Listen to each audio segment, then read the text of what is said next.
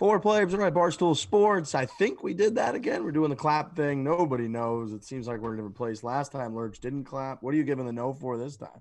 I think I was at least a second early because I was so I was non-existent last time, but this time I Yeah, was you like, wanted to I make got, sure you clapped this time. You wanted to get a clap in. Frankie and I are in the same. Frankie and I are in the same room. We clapped at different times, so I don't know how that's going to work. Correct. good luck, Jake. Do you guys need to clap if you're both? Do you both need to clap if you're in the same room? Probably not. Okay. That was probably a misstep. Could have been. Probably made it more confusing, but now we are here. And listeners It's don't a even know learning what we're process. talking about because it's all synced now. It's at a this learning point. process. We're working on it. We're all in different places. Lurch is in Florida. I just got to North Carolina, which is the site of the next Barstool Classic on Monday. The boys, Trent and Frankie, are back in New York, so we're all over the place right now. But as this podcast comes out, marks 1 week from the beginning of the Masters. The Masters will start a week from Thursday, which is crazy to think about. The last major championship that we had was the Masters, won by Dustin Johnson. We just put out our video with Dustin Johnson, which is doing extremely well. Some very funny moments in that video. I hadn't really seen much of the video outside of just living it when we filmed it. So we're gonna break a little bit more of that down. There's a couple of tidbits from that I laughed out loud at that I had completely forgotten about. Nate Bargatze, one of the funniest people in the world. New special out this month. I think it came out this month.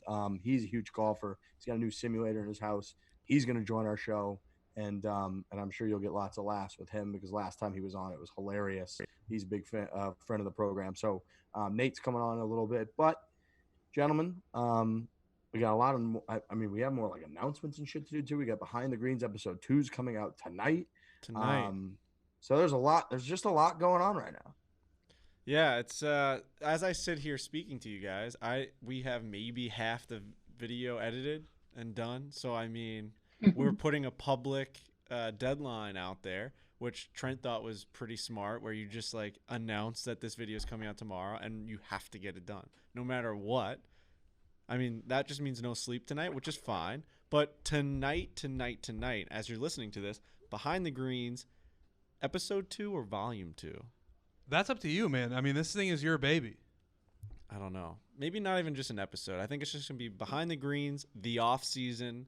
I think it's coming out really good. I love it. I love what we have so far. Yeah. And what's crazy is we haven't even edited the best part yet, which is the stuff at National Golf Links, the burn, the whole stuff. If you're listening to this, you've probably already seen the teaser. Yeah, I'm excited. I mean, this is we'll see if people enjoy this one as much as they did the Wingfoot one, because it's definitely a different episode. But do you feel nervous about the move of putting a public deadline on something that otherwise wouldn't get done in that time if you didn't put the deadline on? Yes, very, very much so. But we needed to get it out because there's just too much going on. We have another Dustin Johnson video coming out on Tuesday. It's Easter weekend. We've got the Masters coming up next week. And then after the Masters is springtime. That's what it is. You think of the Masters, you think of springtime. I can't release an off-season video about snow, winter, burning of grass, and all this stuff after the Masters. It's got to be a pre-Masters video, and that's what we're going to do. It's tonight. It's coming out. It's not that I'll feel – there's nothing that's going to be missing from this video tonight. It's just it's going to take me less – I'm sleeping less because of it. That's the only reason. I've been sitting in a room with Frankie Borelli the last 2 days for probably an average of 8 to 10 hours, and I can say that a public deadline works for a guy like Frankie Borelli. Because there are moments when something isn't necessarily going the way that he wants, and he'll just be like, we're just not doing the video. We're just not going to do it anymore. I give up, and I no longer want to do this. And then he remembers on Sunday night that he put out a public deadline, and it has to come out. So it might not work for everybody, but it definitely works for Frankie Borelli because it puts him back in the saddle after he spins out when one piece isn't working or it isn't the way that he wants it. So he might not realize that, but it works for him. Yeah. Look, everybody's got what they respond to best, right? Like some players, when it comes to coachability, the coach can ream them out, be ruthless with them, and they'll only get better. Other players will go into a shell. They need to be reinforced with confidence. So it just totally depends. Your process is put a deadline on yourself to kind of drive in your focus, and then Frankie Borelli will get it done. And I know from those experiences, I don't even think that it's that Frankie – that it's like, oh, it's going to take him too long.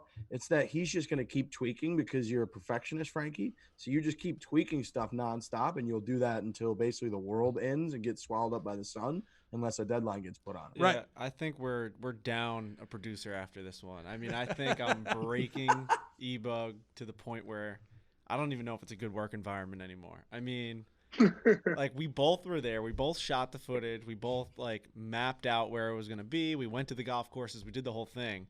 And I'm still acting as though, like, it wasn't good enough. Like, I'm the one who filmed it. And I'm like, this is the worst shot I've ever seen in my entire life. And he is such a nice guy that he doesn't be like, dude, this is who do you think filmed this?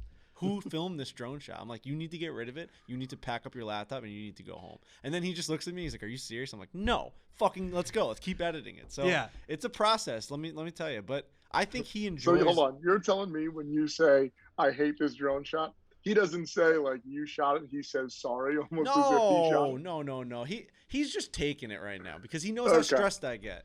And I've never been able to really relay that stress because usually I'm working on Dave's stuff and there's a timeline. Right. Got to be up by 6. And I internalize all that stress. It fucking freaks me out. I want to throw up. I want to die. But with this, I'm able to at least express it onto someone. Like everything that I'm stressing about with this video, it just goes onto E-Bug.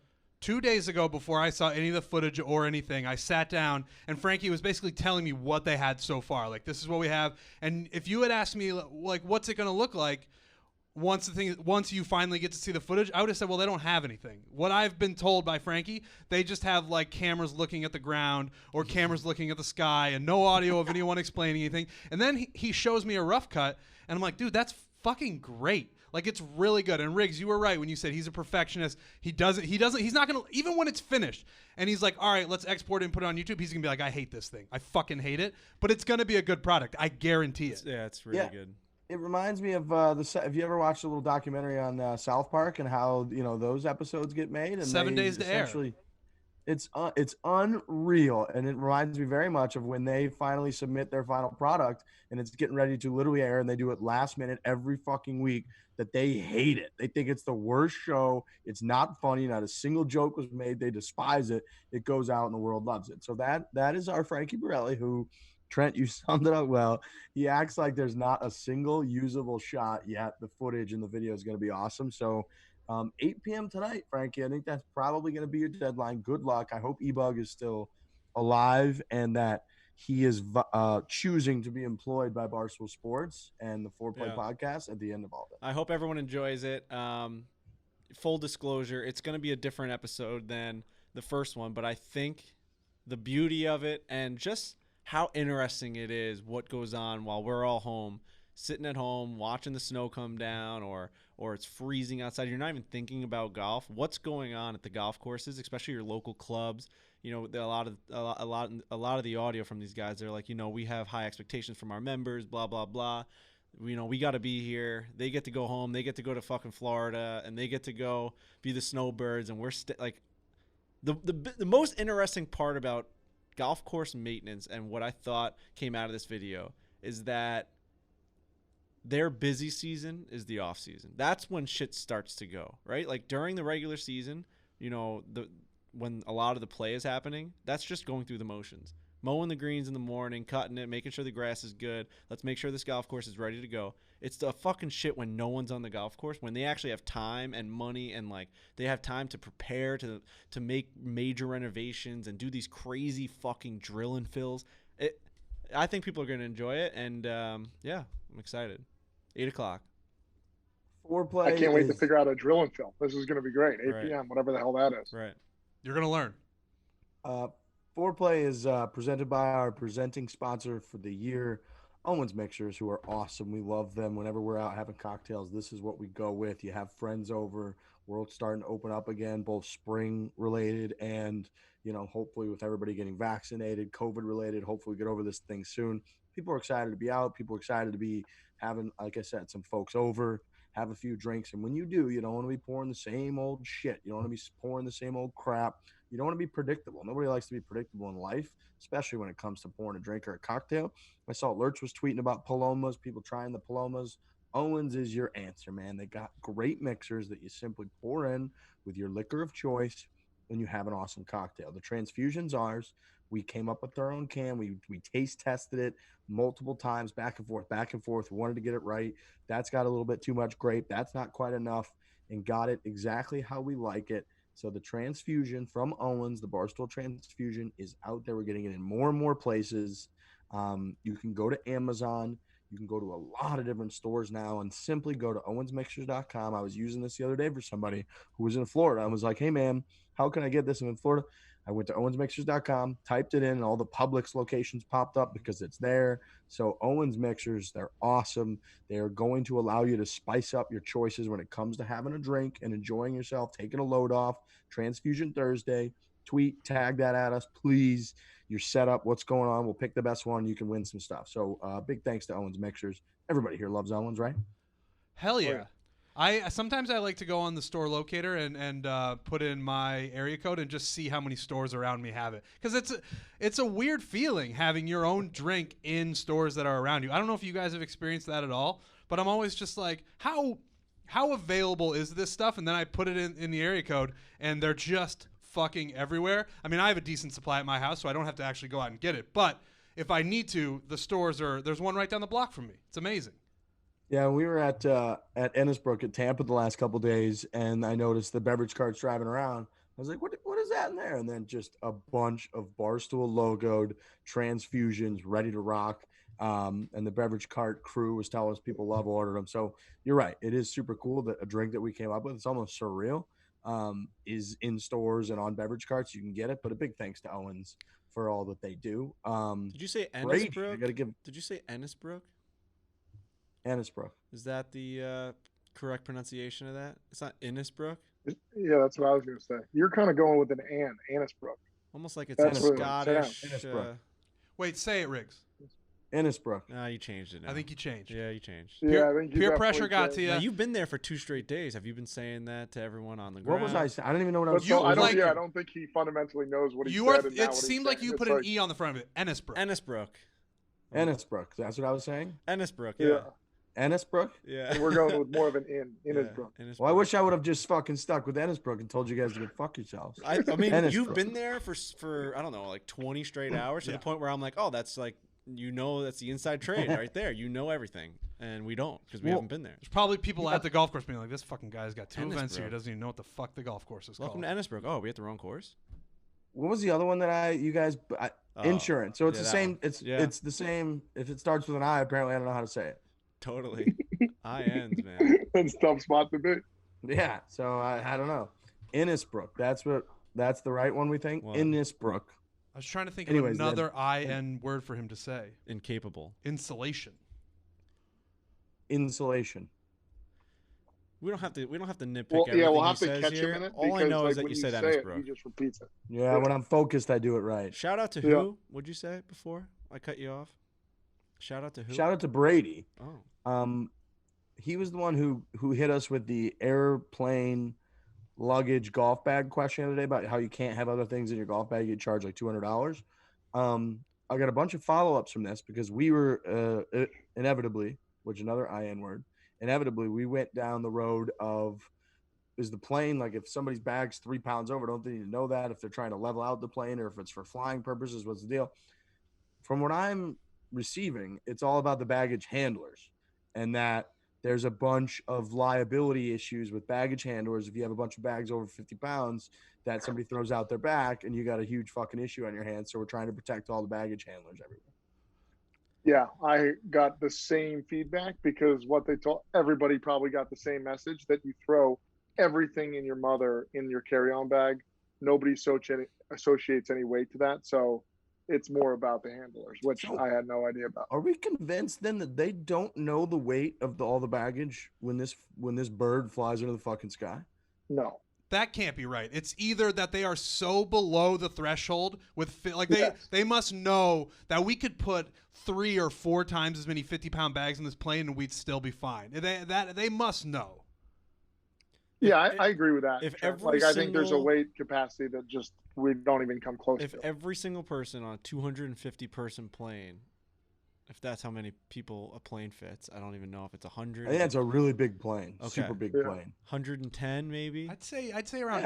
I was gonna say 80. Okay, so let's say about 100 people, right? Let's say we all just pack our fucking carry-ons with bricks. Every single person. Mm-hmm. You just got tons of bricks on this fucking plane. You're telling me that bird doesn't fly any differently than had no bricks gone on that plane? I'd say no. It Wow. sounds like my guess is that they build them in a way where there's no way any amount of luggage can get on this airplane that's going to make it drop out of the sky. You guys see that bird fucking fly into that plane with the Utah Jazz plane? Crazy. I did see that. What the fuck kind of bird was that?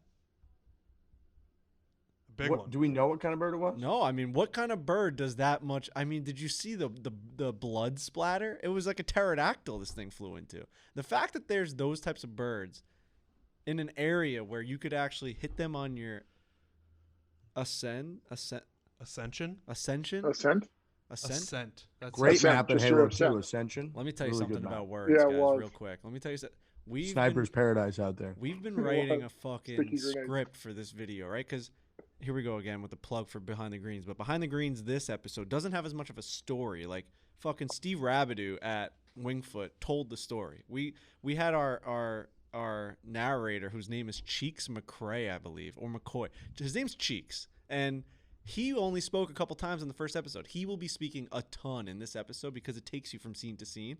And we're trying to write a fucking script for this guy to eloquently speak and bring us as if someone who knows words would write a fucking script.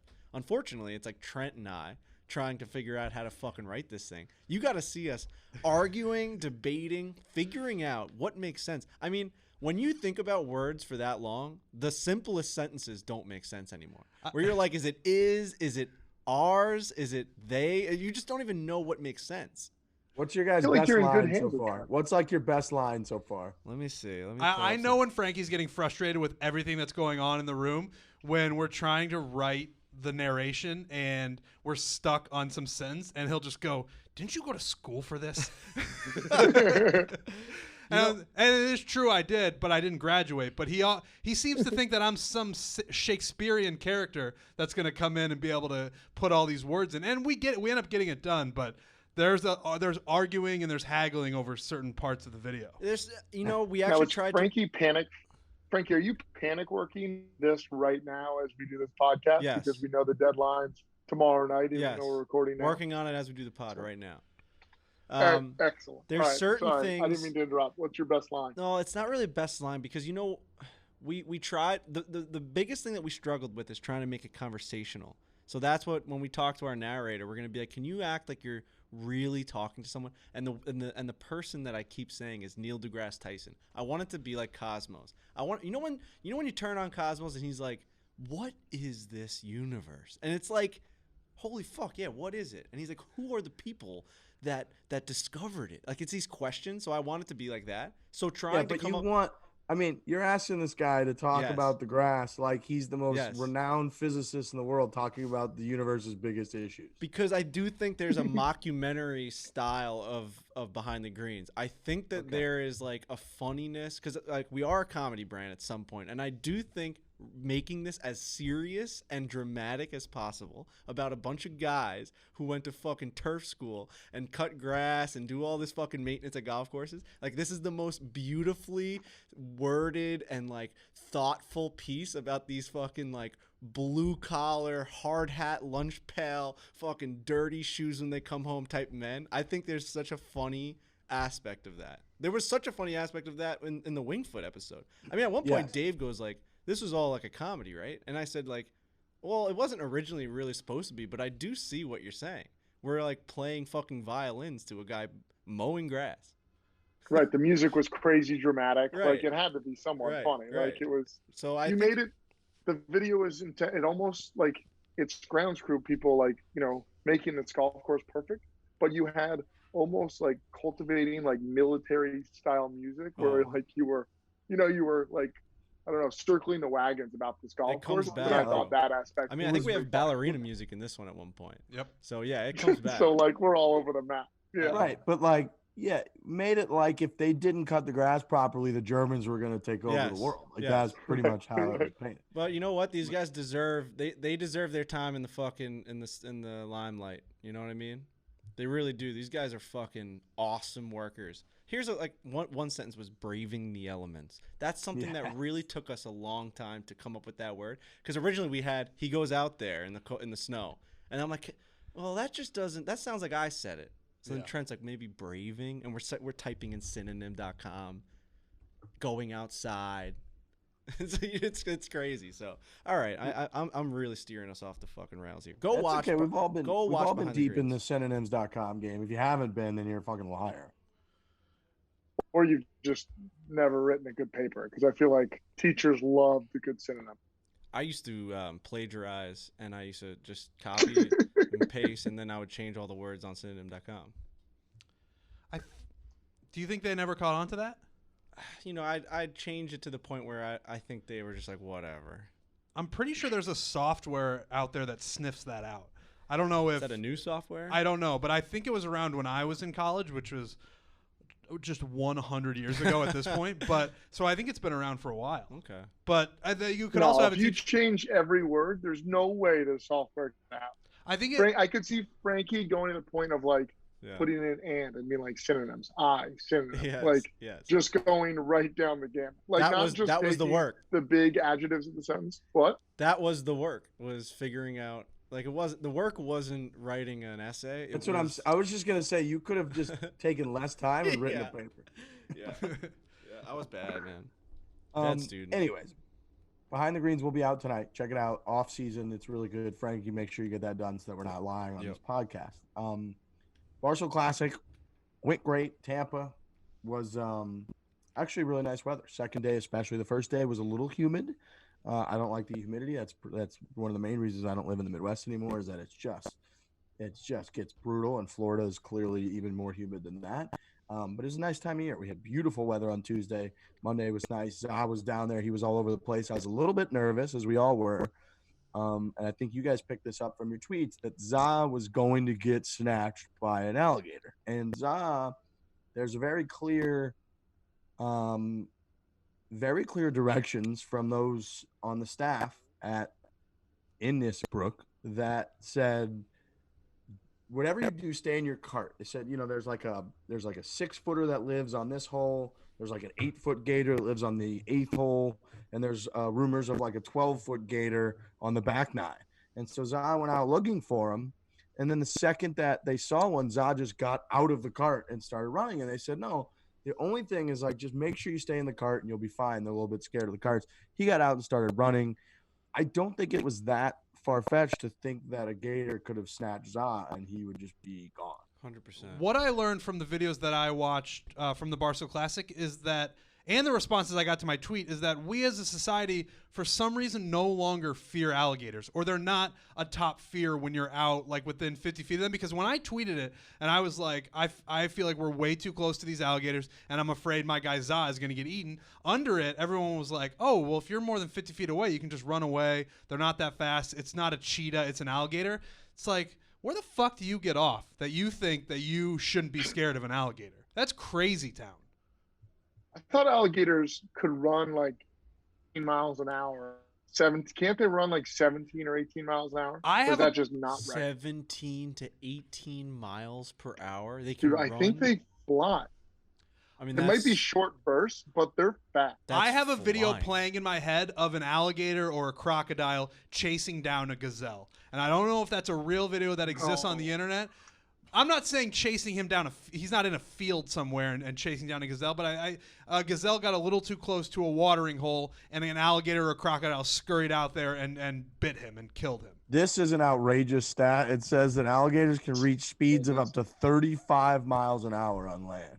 This is what I'm saying. All those people who responded. It's all the same thing. 35! What? All those fucking idiots who responded to my tweet being like, you don't have to be that scared of alligators. It's fine. I bet they didn't realize how fast they could run. And who is it a couple of years ago in the clip who was playing in a golf tournament, professional golfer, who taps an alligator on the ass and it jumps right into the water? Was that Appleby? Who was that? I can't remember. I don't think it was Appleby. I can't remember who it was. It doesn't really matter. I want to say that I've seen stories where gators have chased down horses. Jesus. So Riggs, the same thing. It took me a while to get past the first line. Are you reading the second line of the speed of the alligator when you type that in? Because the that's water almost part? just as impressive. An alligator can reach a top speed of 20 miles an hour in the water. That's faster than a bottlenose dolphin. It's faster than a type of dolphin. That's ridiculous. You guys ever hear the alligator song by Rick Charette? No. Of course you didn't, because Rick Charette used to come to my elementary school, and he used to do the rounds. You know, he'd go to Barnum, McVeigh, the whole school, the whole district school. And he had this one song called "Alligator in the Elevator." Please tell me you're gonna give us some of this. Yeah, I mean, it was one of those guys that he'd come with a little guitar, and we'd all go in the auditorium, and I'd go fucking nuts for Rick Charette, because it was fucking auditorium. Throwing day. your bra up on the stage. I'd be going like, "Let's go!" And he's like, "There's an alligator in the elevator." Come on. I can't believe what I see. There's an alligator in the elevator, and it's making eyes at me. And then he'd be like, "Alligator, please push number 2." And we'd all go like, "Number fucking 2, Rick Charette." And he'd go down the fucking line of all the numbers on the elevator. Wow. Yeah, man. He was a star just in that little corner of the world. You guys know this from Barstool Radio. The Mud song. Mud, I love mud. I used to play that every time Dave would get into a fucking argument with someone. That's Rick Charette. No way. Yeah, dude.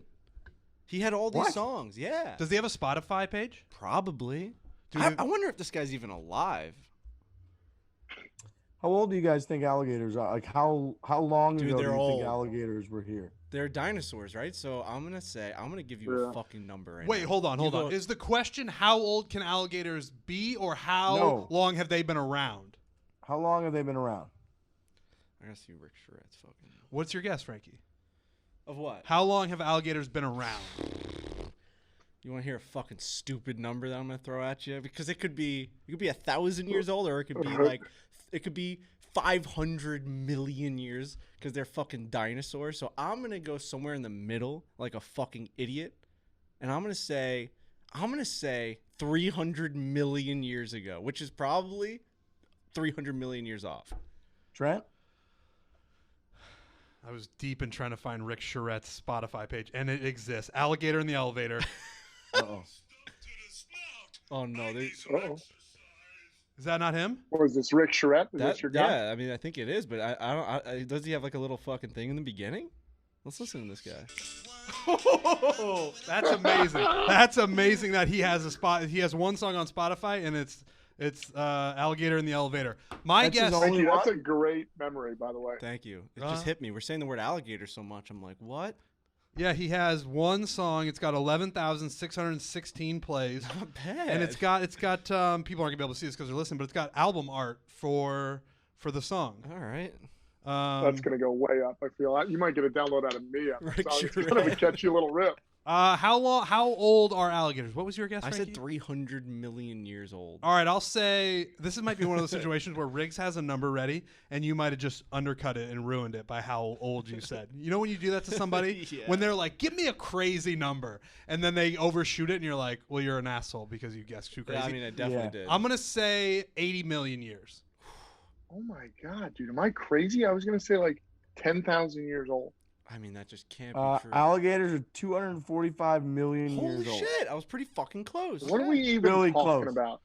Really close. They were literally around when dinosaurs were around. Right. They survived when dinosaurs didn't. How old are dinosaurs?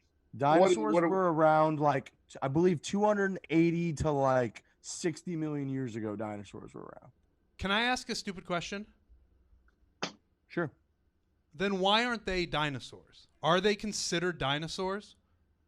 People do refer to them as dinosaurs sometimes. That's a fucking when dinosaur. people do they say not look like dinosaurs? They look like dinosaurs, dude. But when people say dinosaurs are extinct, then they clearly don't consider alligators dinosaurs. If they said alligator, or they could be considering dinosaurs are you need to be extinct to be considered a dinosaur. So do you see what I'm saying?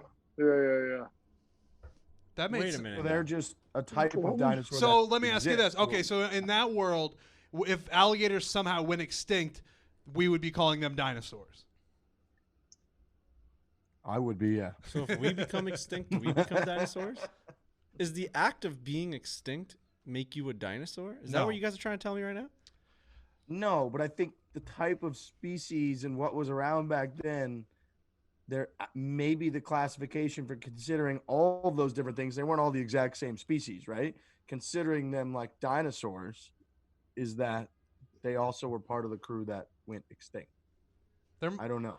I'm guessing Bob there's Huggins something about there. He is a dinosaur. Jeff Shackelford. Dinosaur. Bob Herrig. Shacklesaurus. Although he is Shacklesaurus. I love that. I fucking love that. He is a fucking Shacklesaurus. I shouldn't have said Bob Herrig because Riggs had a phone call with him and he's all good. He is not. He might be the alligator of that group. In the elevator? Yeah.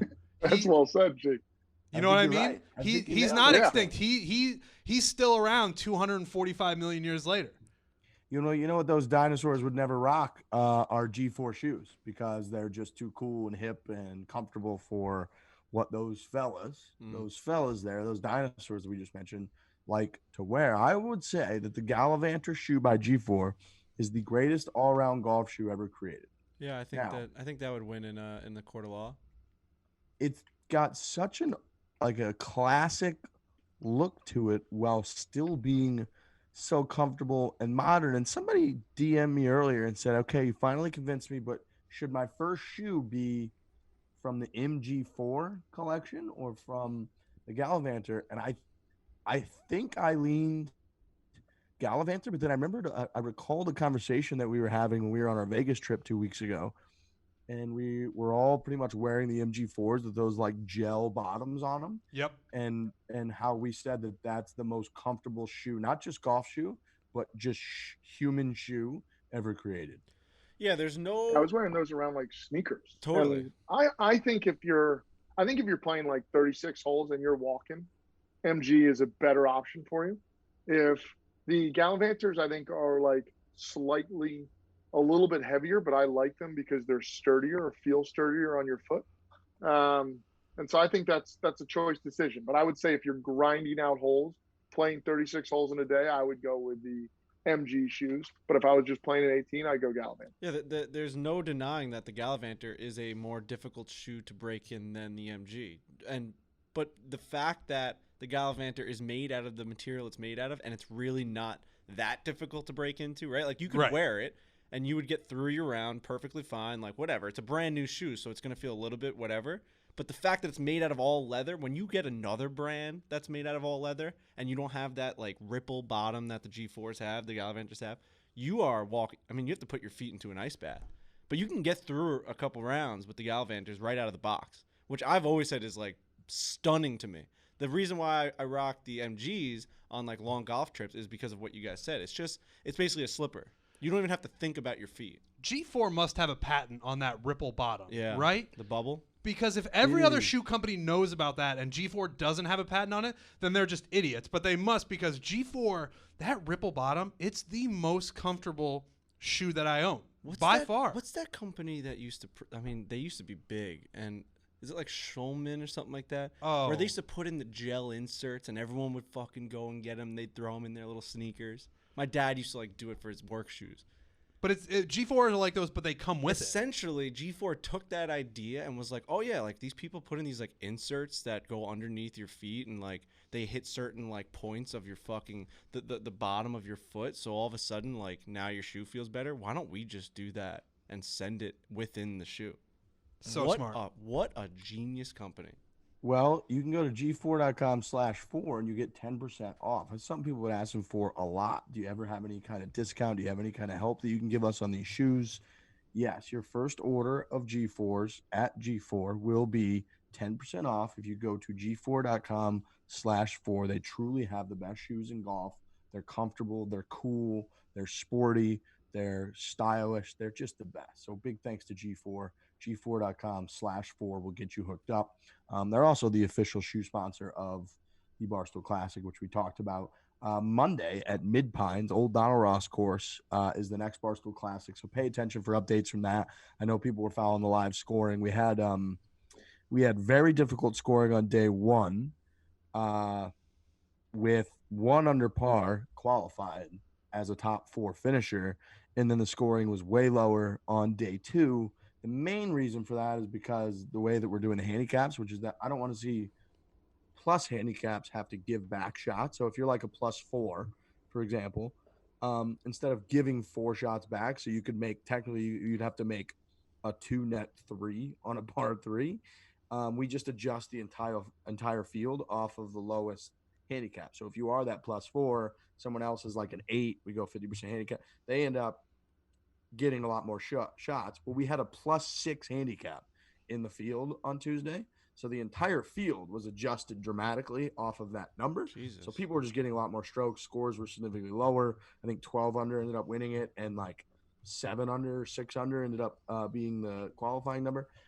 So for anyone who was panicking, I saw people online being like, there's no way that an 8 handicap shot 70. No, that's not right. That guy was just getting like 4 shots because we had a psycho in the field who is a +6. So scoring was throwing people off a little bit. So if you were an 8 and the guy was a +6, then you'd be really a 14 kind of thing for just simplicity of numbers. Well, no, because and then you do 50% of 14. So what we do is we do 50% of everyone's course handicap, right? And then we adjust off of 0 after that. So what would happen is the +6, I think his course handicap was actually a +5. Okay.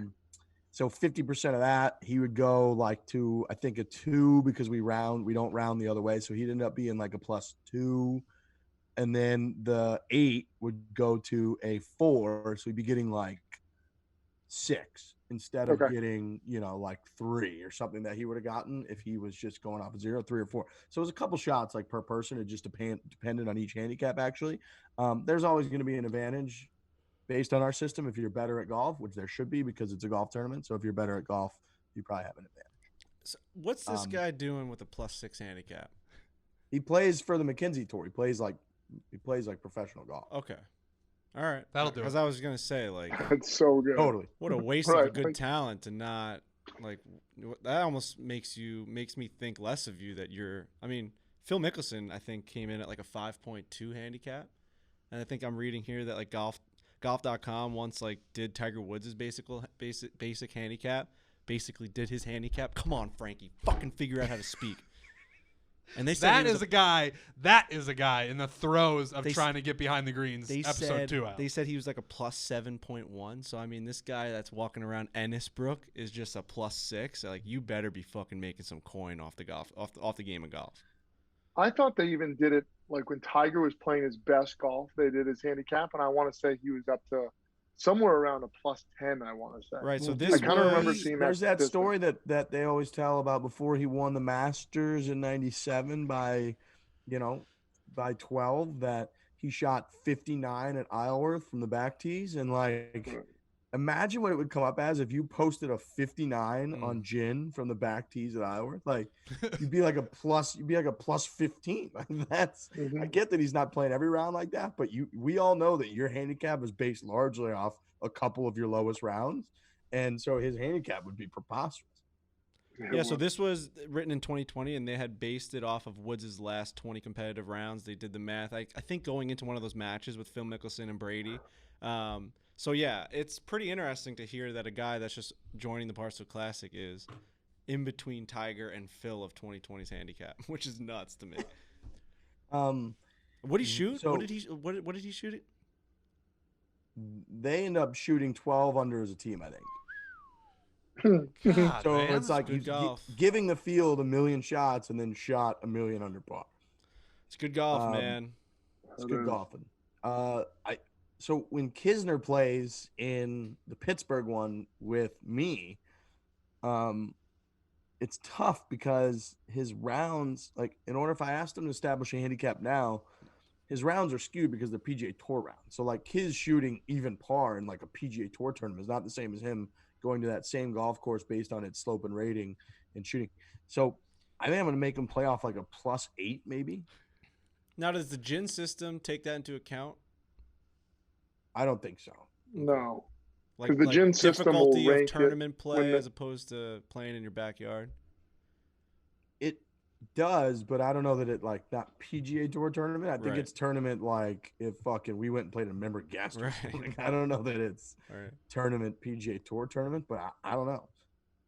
No, because the ratings people that go to the courses, like when they go, they play the course and then they set it to, I guess, like a handicap delta a little bit. But then I know you put in home away tournament, but tournament only, I think, just holds that score to a higher value. But I don't know. Well, Like I will that. say that now with the World Handicap System in the gin, it does have an amazing algorithm where it adjusts your handicap that day based on all scores posted that day. So like if it was That's true. clearly really windy that day, the like all the scores will be higher and therefore it will change your number that it comes in as, which is an amazing feature. That is true. Yeah.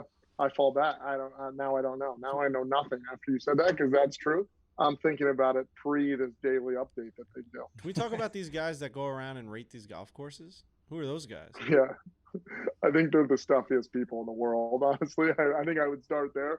If you're trying to spot one in the street, I would look for the stuffiest individual that you could possibly find with a golf rule book falling out of their back pocket. I would say is what they look like. And do we think they base it off of their game or the general game of the general golfer? So I think they have a sheet that does both. Okay. I think they're supposed to like fill it out like a fucking Scantron of like numbers through difficulty of like how many hazards are on the course, how difficult would it be for like an 18 handicap to hit the fairways, how difficult for a scratch. Like I think it's I don't know that for a fact, but the way it's been described to me is I think they're supposed to cover a little bit of everything. Should do our own ratings. Like the Trent rating is the 18 handicap and Yeah. our own slopes. You Come have up to hit with a our own lot. We have to system? hit a lot of fucking golf courses. Yep. We what? We'd have to put every course. You like, might have in to the put a world. pause on that I for think the time being. we're almost there. Like we're like our jobs are getting to the point where like we basically are like on our way to basically playing every single golf course in the world. Close. We're I working. think that, Riggs but is- then when Riggs I is- travel around, Riggs I has just hit that think there's hard. just an amazing- Riggs is on the fast track to success in that field. Riggs right is now. about 45% done. I'm close. There's not a lot of courses I haven't seen. People actually now just hit me up and they're just like, hey, I know there's no way you haven't played this course yet, but if you haven't, Yeah. and then they go from there. A big shout out to the LA County Sheriff's Department. They released information that they've figured out the cause for Tiger Woods' accident, but they're not going to release it due to privacy concerns of Mr. Woods. Very much would like to give them credit for protecting the privacy of Mr. Woods. Unprecedented, I would say, is the word that I would use to describe what they decided to put out. And I'm trying to decide what to do here. This is weird, right? So an amazing amount of back office calculation and work done by the Tiger Woods team to get that outcome. I understand cannot imagine the hurdles what they Riggs went is over. Right, doing, let and me- Riggs is right. Riggs is right in a way, but I'd also like to say an offshoot on this podcast. What the fuck is going on? Trent, let me tell you this. Who was the number one name on our list of people to go fuck themselves when Tiger Woods won another major? Who was the number one name on that list? Jupiter Police. The Jupiter Police, because they did not take care of Mr. Woods when I believe that they could have. How is this different than that? It's not different, I suppose. I don't know.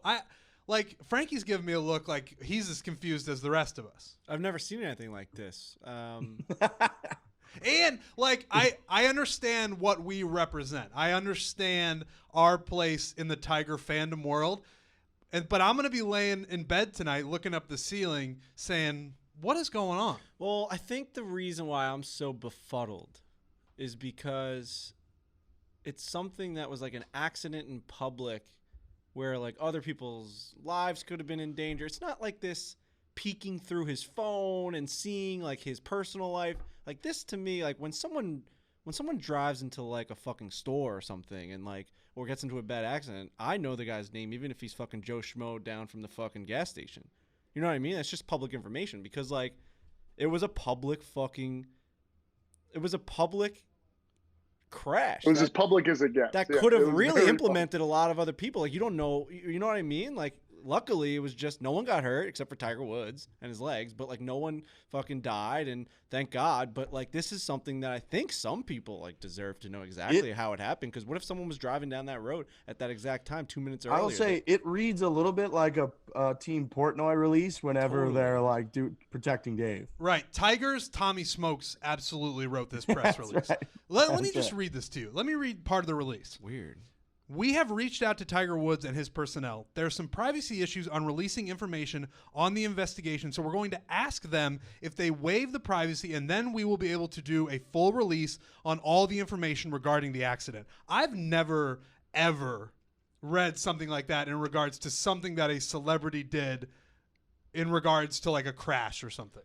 Them adding that we will wait until they decide for it to be released and then we will release it. Them adding that into their statement makes me feel like it is something bad and that they can't release it, but they're letting people know that like the Tiger team is holding on to it, and that's the only reason they're not releasing it. I got a theory. Okay. I got a theory that this sheriff, my theory is that this sheriff, this Alex Villanueva guy, who I believe is the same guy that was briefing us at the presser.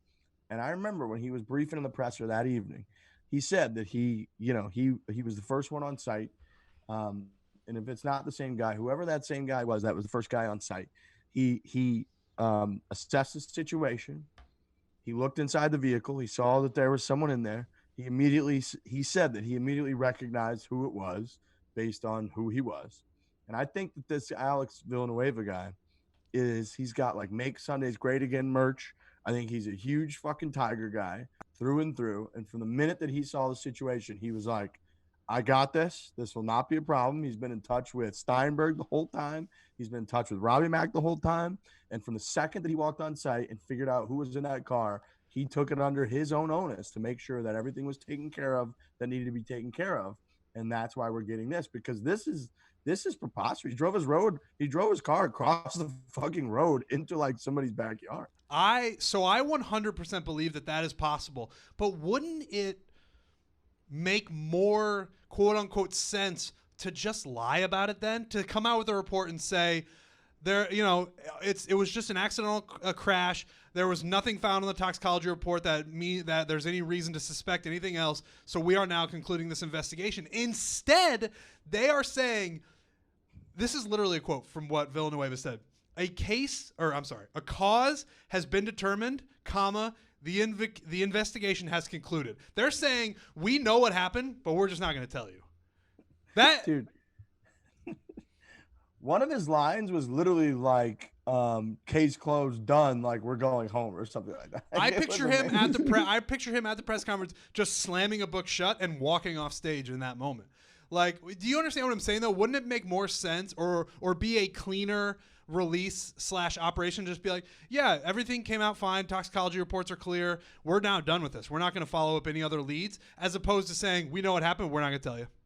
Like, that's going to make people have a conversation that we're having right now. Look, I love it. I think this guy is essentially acting as if a member of the Foreplay podcast had infiltrated the LA County Sheriff's Office and became the lead investigator of this crash. That is how he's been acting this whole time, to the point where, like, right after it happened, and again that same night of that presser, he essentially was like, yeah, I was first on site. I determined that the way he was responding, that it wasn't under the influence, and so we didn't even need to test him. It's just like weird. That is not fucking weird, man. How you handle these people. It's a single car accident. The guy drove across the fucking road. And don't get me wrong, even if they lied and they or decided to lie and said, yeah, we didn't find anything, it's all good, whatever, there would still be people who would say, well, that's very much not true. But the number of people asking questions is certainly going to be higher with this press release. No doubt about it. Has to be.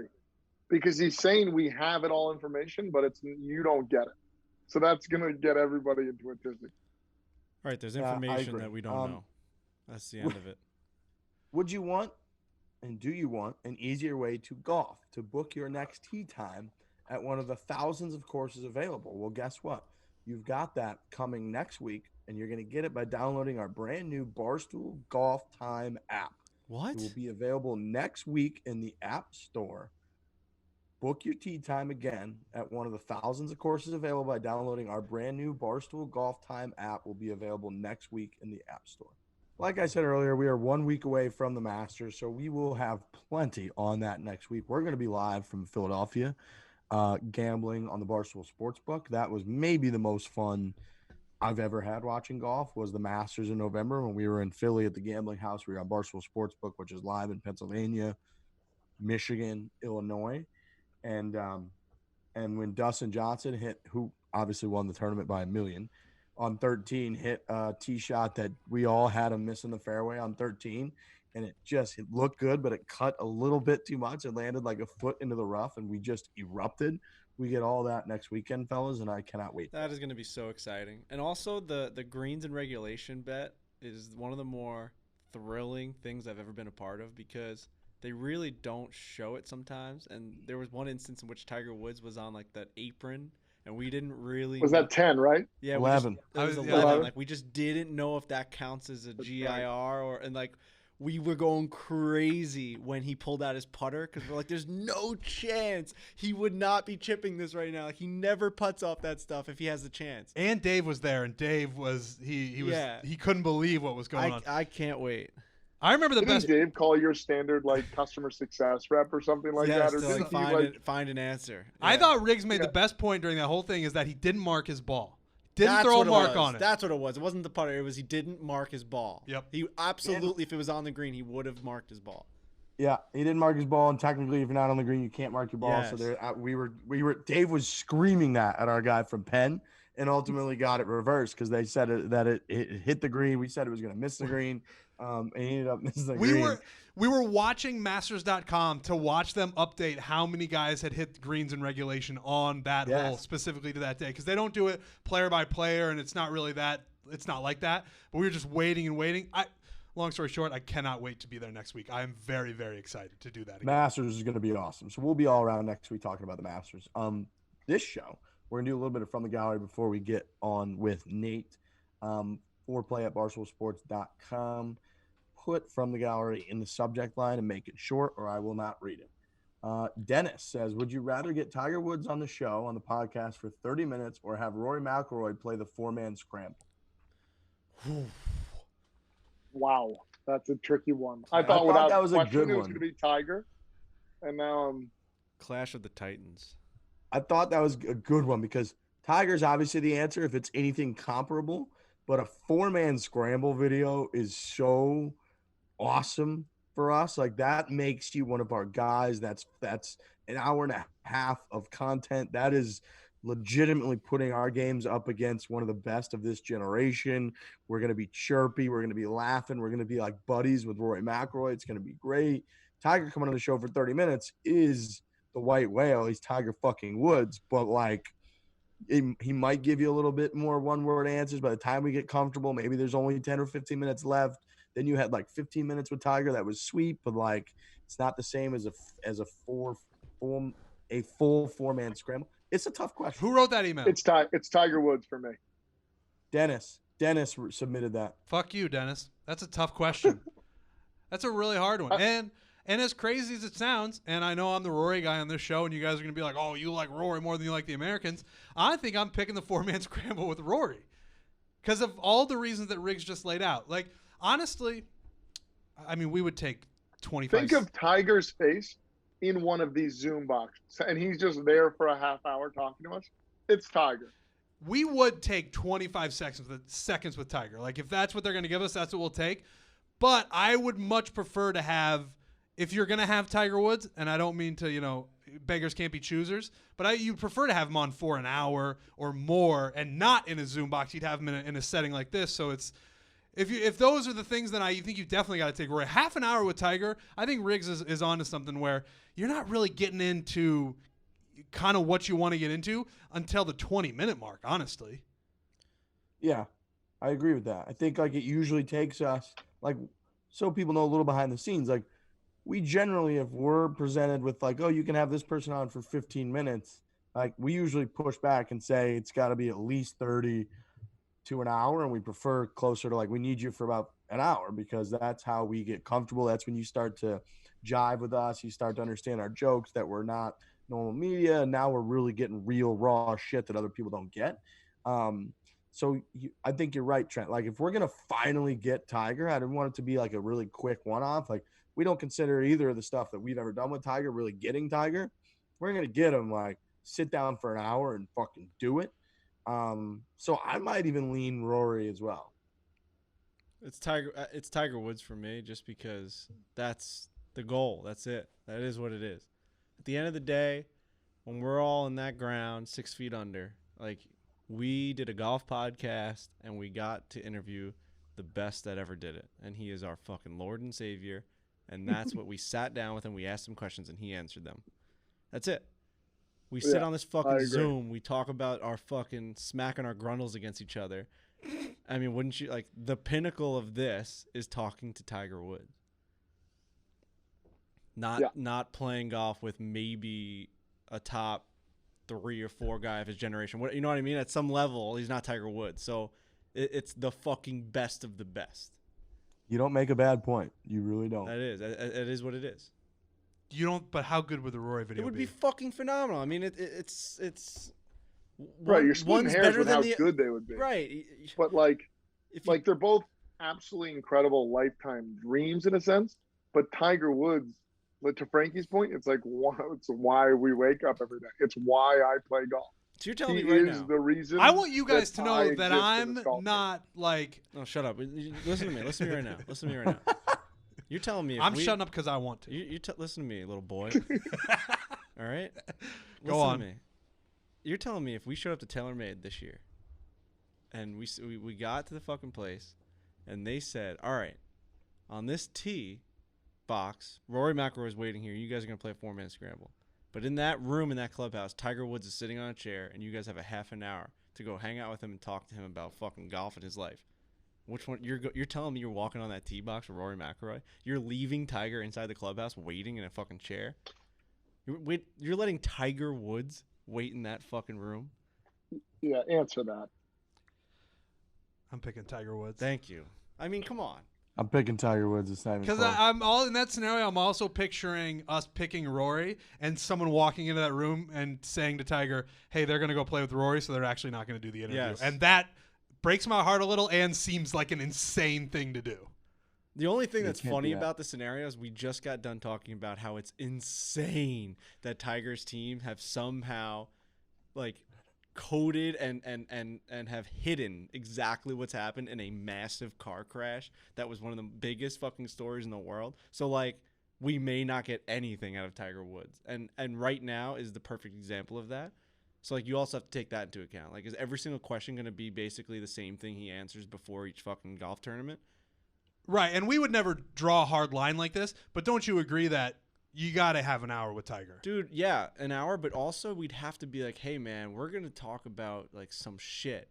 Like, as Tiger Woods fans, we want to know exactly what he's thinking on certain situations. And if they say that's if they say that's completely no touching, you guys can't do that, I think then you have a conversation. I think if it's a fucking strip your pants and we're gonna hold your fucking teat and we're gonna tell you what kind of questions to ask and Tiger's gonna answer them this way, then you're like, well, fuck that. We're just gonna go with Rory unhinged and we're gonna play fucking 6 hours and we're gonna drink beers with them and we're gonna become best friends. Yeah, because the questions we're gonna ask Tiger aren't gonna be, so when do you think you're gonna play next? Right. Like, that's not the type of interview anybody wants to hear. Dude, those are the type of interviews he does all the time. You gotta ask him, like, bro, you see that HBO fucking documentary? What'd you think about that shit? Right. Huh? Right. They fucking painted you and your dad with a horrible fucking relationship. Tell me how you feel. Like, where people are like, holy shit, Tiger Woods is answering the questions we've always wanted him to answer. Yeah. How does he actually feel about his dad? How does he actually feel about what went down? Does he think he's the best golfer of all time? Was it all worth it? Was it all worth it? Being this, like, this child prodigy, a robot constructed by his father to hit golf balls. Was it worth it, knowing now everything you gave up in life? Like, or are we gonna Frankie, be like, do you like the new sim too, or do you would you take the risk of doing the interview, knowing that you don't know which outcome you're going to get? I would still take the interview with Tiger, rather than playing around a golf and roll. Okay, I have two answers to that. Personally and selfishly, yes, I would like that for myself because I want to be in the same room as Tiger Woods.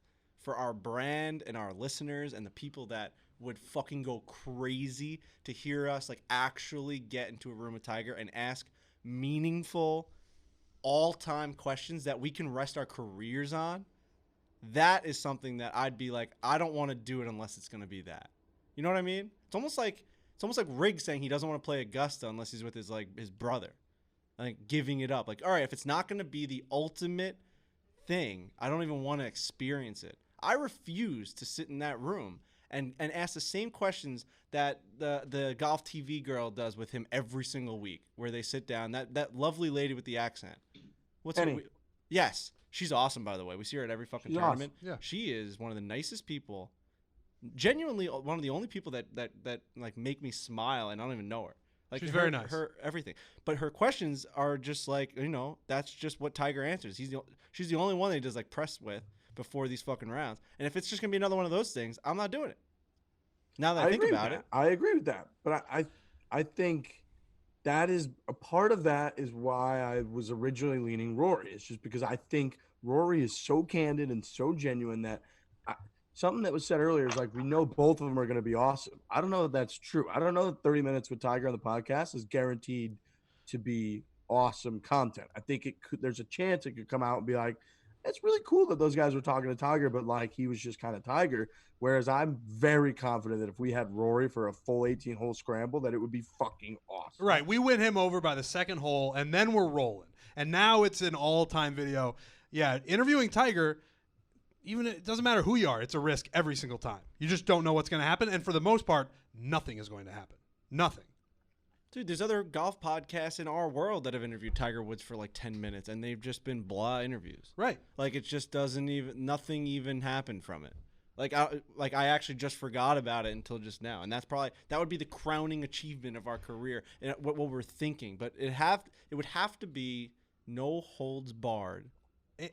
And I hate to even say this, but that interview might be the reason why we never interview Tiger Woods. You know? You mean that reason? That reason. Why we never? Yeah.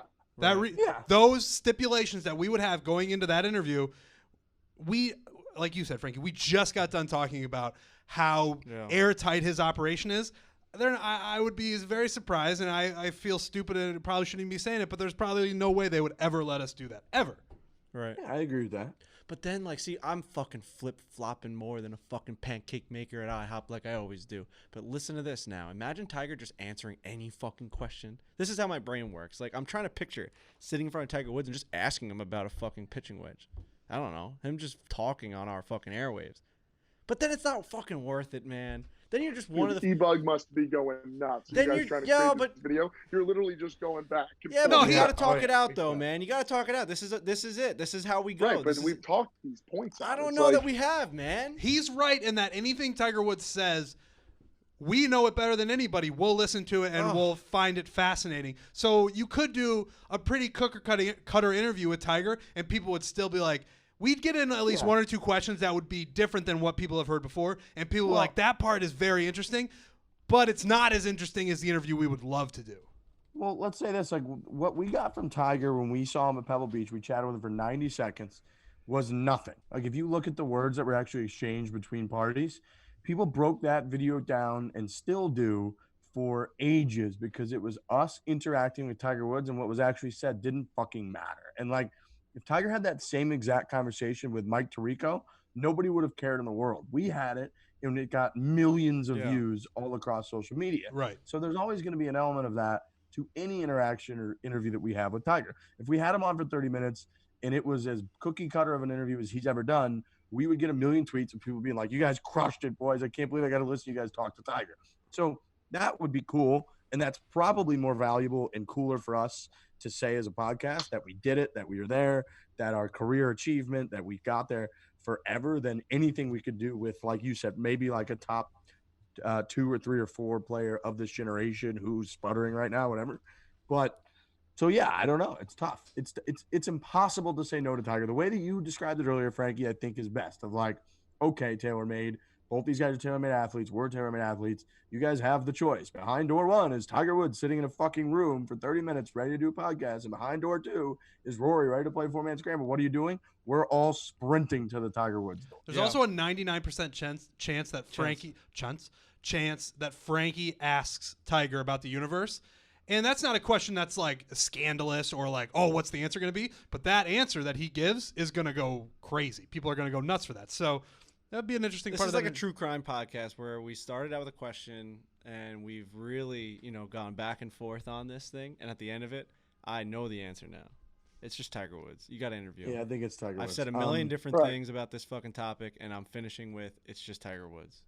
Macanudo is the best-selling handmade cigar in the United States of America. You're goddamn right. Tell you this. We had a little meeting with the Macanudo team last week, and I am so deep in the Macanudo cigar game. Little meeting?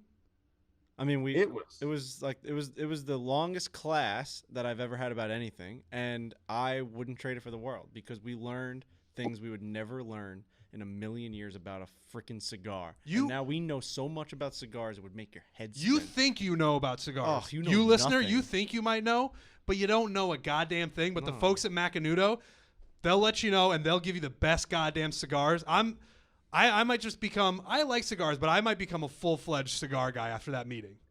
Well, about everything I said was just wrong. Cut it on the angle. Lurch had a tough showing on the meeting. You really sucked using the that tee to pop the back as like your area to draw from, wrong. No good. Really not recommended by any means. So some fun things in there that I was thinking about. There's also is a business meeting, right? And Macanudo's partnered with us now with the Barstool Classic. And so when Lurch would bring up hey, I heard this actually, they were trying to say no without saying no. Like they were trying. Well, actually, it's interesting that you kind of hear that because, sometimes, and then eventually halfway through, we were like, can you just tell Lurch he's fucking wrong about everything that he thought about cigars, and who's right and correct are the people at Macanudo. They are cigars crafted in the Dominican Republic, Honduras, Nicaragua. They have such care that goes into each and every cigar. We had folks at Innisbrook in Tampa coming up and constantly saying, man, I've been a cigar guy for a while, and these Macanudos are bringing it today. Za was all over the Macanudo game. It just pairs, the Macanudo Inspirado pairs perfectly with playing golf, being out on the golf course. So they've got the Inspirado White, the Inspirado Orange. The Inspirado White is Ecuador, Connecticut-based grown tobacco. Volcanic region, yields a ton of flavor, mellow in strength, but lots of flavor. We learned all about this stuff, and boy, did it hit home. And then the Inspirado Orange, European-based tobacco, medium-bodied, smooth, creamy, citrus flavor. You can enter to win a limited edition branded golf set and a humidor for your Macanudo Inspirado smokes at macanudo.com/Barstool, 21 plus only for entry. That's 21 plus only for entry. That's macanudo.com/Barstool. One of the things that really stood out to me, and I used this tip, I brought my Macanudos to my buddy's house, and it was the perfect time to just sit back and relax. They just got a new porch, like on the back porch. Ooh, and we were sitting back there. Porch is a great spot for it was like the backyard, and they just got a new outdoor set where you could sit down on a lounge chair or by the table, and we were just smoking cigars, and I was teaching them, everyone always goes crazy for these cutters, and what there's this casing, the wrapping. Essentially, all you have to do is you can peel it with your finger. You just need to expose that cigar on the smoking side, and that thing's ready to smoke, baby. You know what blew my mind in that meeting about cutting cigars? People always want to hold them just like normally you're holding a cigar and you want to cut it. If you put the cutter on a table and you put the smoking part inside the cutter and you just do it that way, that's all. Whatever the space is between the cigar, the cutter, and the table is how much cigar you need to take off. I feel like people are taking off huge chunks. You don't have to do that. No, that's a very amateur way, and that's a big thing that Macanudo is going to be doing with me specifically, because I asked them, listen, all right, we just did like an hour class on this cigar, and we loved it. We love the taste of these things. We love the smell of them. We love everything about Macanudo cigars. But what I really want is to look cool and awesome with the cigar. Like, Angel Jimenez. Mm-hmm. That guy you know, he's smoking a stogie, and he's just the coolest, relaxed guy in the world. Yep. Right? He's enjoying it, which you should. It's a Macanudo cigar. Now, what I want to do is I want to walk down that golf course, and I want to look like I know what the hell I'm doing, you know? And That's a big part of it. And they gave us a lesson. So the next time you guys see me out there, I will be professionally enjoying a Macanudo cigar. Professionally. It's good stuff. It really is. They're the best. And again, people were just loving them at the Barstool Classic, which is a huge addition. So big thanks to Macanudo. Todd says, if the Players' Championship is declared a major, this is, of course, back a couple weeks ago when everybody was going crazy about it, would it be retroactive? So if so, like the leaders in major victories, would it change? And essentially a two-parter, like, do we think there's any validity to this major championship BS about the Players' Championship? And if so, would people retroactively be given major championships for winning the Players? I think the retroactive part is a big factor standing in the way of them wanting to ever do it. I don't think they'll ever do it. I personally don't think they should do it. I think the four are just fine.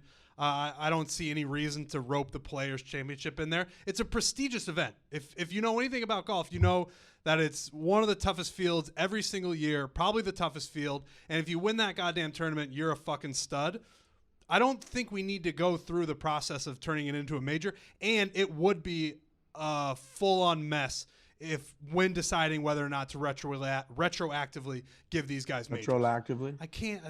That word, I saw it coming down the pipe, and I knew I was going to trip all over it. But I don't even know what we're talking about. There's just no way that this could be a major. No. Like, what do we? And you're going to give majors back? Like now, Ricky Fowler's a major winner.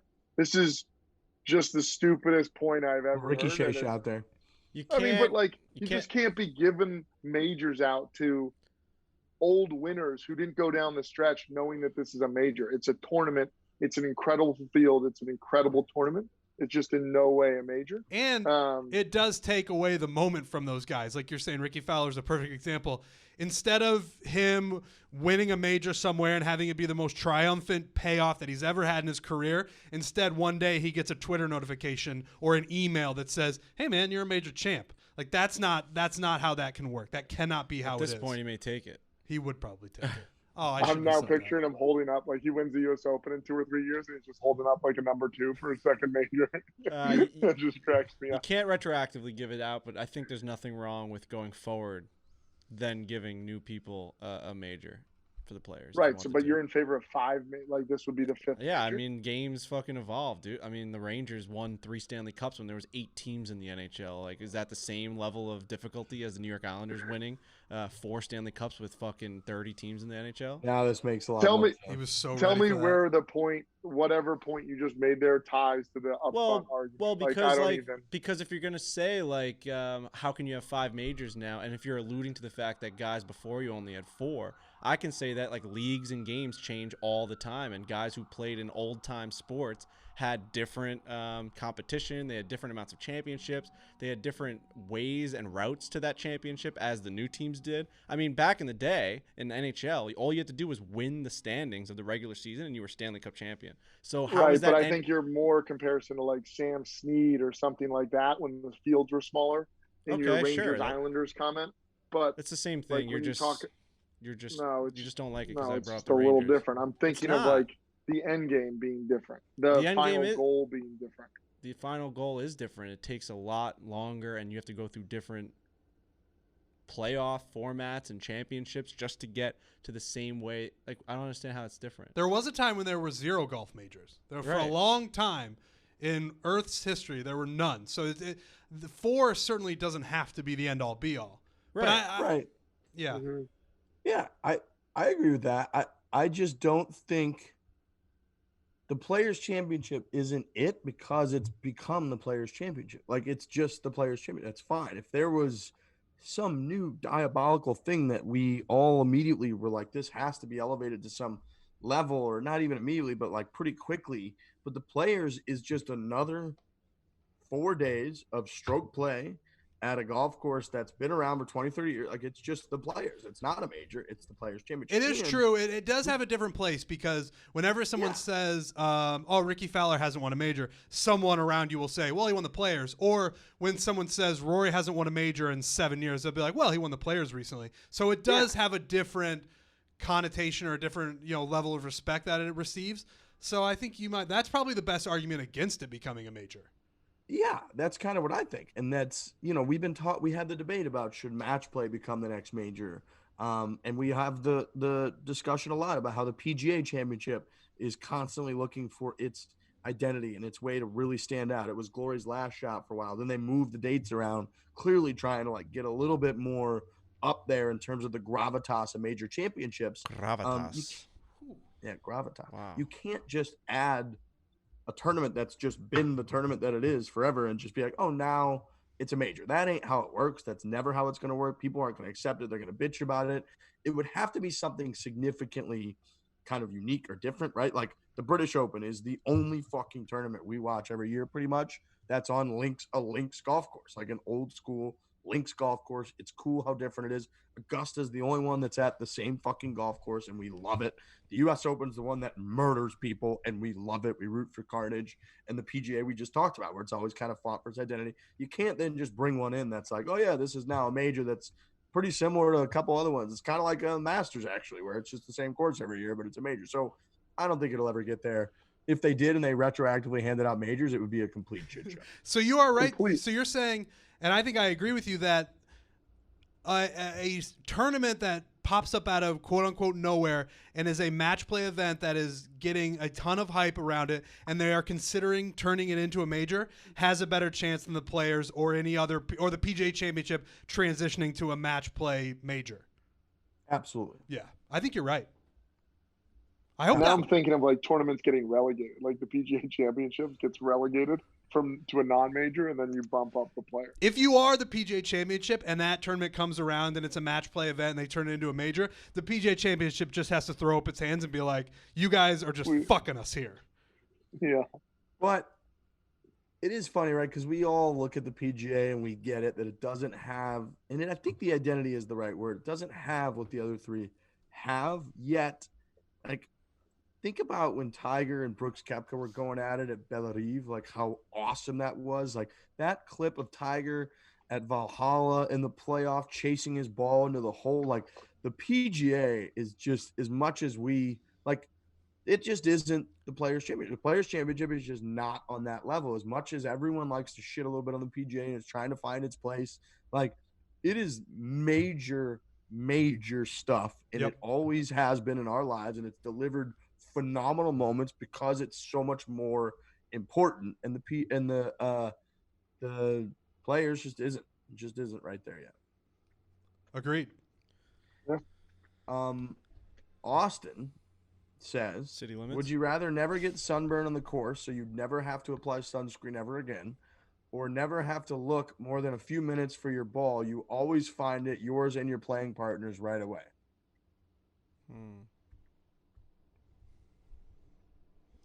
Sun's a problem. Find for the me. ball. I would love to find the Take ball. it away, right Lurch. That's two guys with Sure. opposite answers. Go ahead, Lurch. I just did. I hate looking for balls. If I knew when I hit in the weeds of exactly where it was every time, or when you're playing with the leaves are down with foliage and the whole business and you just can't find it, I would love to know where balls go. That would be my one item. Just tired of looking for his own at home. You know what I'm saying? There is what? Oh, I like that. Oh, shit. Tired of looking for There balls. are moments where a ball that you think is in the fairway or just off into the rough Infuriating. will disappear on you, and you think that just some magical creature wandered out there and stole the ball, and never having that happen to me again might be worth picking that side of it, you know? But man, sunburn is physical. That goes home with you. Oh, does it ever, man? So, I mean, the feeling of losing a golf ball is done by the next hole. I really could care less at that point. I'm mad in the moment for sure. And I'm like, it was right here, man. We all saw it. Yep. Everyone here saw that ball drop right here. It's somewhere. I didn't lose it, right? We watched it drop right here. That's a frustrating feeling. But the idea of sitting at home after that, 10 o'clock at night, showering, with sleeping. Oh, those are tough times. I'm taking the sunscreen. Yeah, but thing. you get to cover yourself in aloe, which is kind of fun. It is. No? Take the aloe. It is, but if you're doing that, you are living in a world where you're I'm burnt as fuck today, and that's no good. I'm gonna take finding your ball. I just think it's so annoying looking for golf balls and just wasting time walking around looking for shit. It would just be so nice to find them immediately. It would save time. It would save frustration. It would save annoyance. You wouldn't have to drive over all the time and then go help somebody else look. And then it just would save a bunch of time. I don't hate applying sunscreen. You just throw it on once or twice and it's fine. It's not a big of a deal. So I would just take finding the golf ball. After a long day on the course, where, like we just mentioned, you might be looking around all over the place for golf balls all day, the last thing you're thinking about is cooking a healthy meal. What do? You get some takeout. Maybe you go through the drive-through, which you know is not healthy, but it's quick and it's probably pretty good. How about you check out Trifecta Nutrition instead, which are created by chefs and nutritionists to help people get into the best shape of their lives. Gentlemen, is this stuff not phenomenal? The Trifecta Healthy Nutrition. Walked into my house, my abode. Your parents' house, yeah, we know. Yeah, and there was a huge box waiting for me. This was right when we got back from Vegas. I was tired. I was lonely. I was it's just coming back from those like long trips, and it's just a lot of travel. You just feel like you're the only person in the universe that's that tired and that hungry, and that just like everyone that talks to you, you're like, just whatever. The lurch thing, whatever. and cut Frankie off if he's just pissed. What? Well, it's like Listerine's falling out of his mouth. Whatever. Listerine. I don't know. But anyway, Trifecta. Yeah. I got greeted from this big orange box, and I'm like, what the hell is this? It was huge, and I had forgotten that before my trip I had ordered Trifecta meals. And these things, they were prepackaged, pre-frozen with the way that we're able to freeze food in the year 2021's and ship it. It's crazy. I mean, you're talking shrimp, steak, fucking burgers, chicken, barbecue stuff. It was all of these meals were all prepackaged and labeled, and you knew the nutrition, and it's super healthy. And now I just have these meals that when I go home, I cranked one open. I had the barbecue chicken and the broccoli and the rice. I mean, I was just eating a really good meal. All I had to do was microwave it. It was the easiest thing of all time. And I enjoyed it, man. I really did. And I didn't know what I was going to do without that. Because otherwise you are eating garbage. I'm Uber Eats. I'm Uber eating like fast food. I'm having milkshakes. I'm having Swedish fish. I'm having the whole thing. But instead, I had a nice meal. It made me feel rejuvenated. I went upstairs. I hit the bike maybe. You know what I mean? I was feeling good about myself. I mean, when am I going to sit down and make rice, barbecue chicken, broccoli? I'm going to sit down and make broccoli? What are you, insane? Not only can you make it that easy and healthy, and everybody knows you feel a million times better when you eat something that's actually good for you. You shop meal plans, and you're going to get 40% off with the code FORE. So you go to trifectanutrition.com, shop meal plans, get 40% off with code FORE. That's a serious number. 40% off, trifectanutrition.com. You go to their old shop meal plans, which I'm looking at it right now, nice orange button, and you get 40% off with code FORE. Justin asks, is it okay to get your name embroidered on your golf bag no matter your skill level?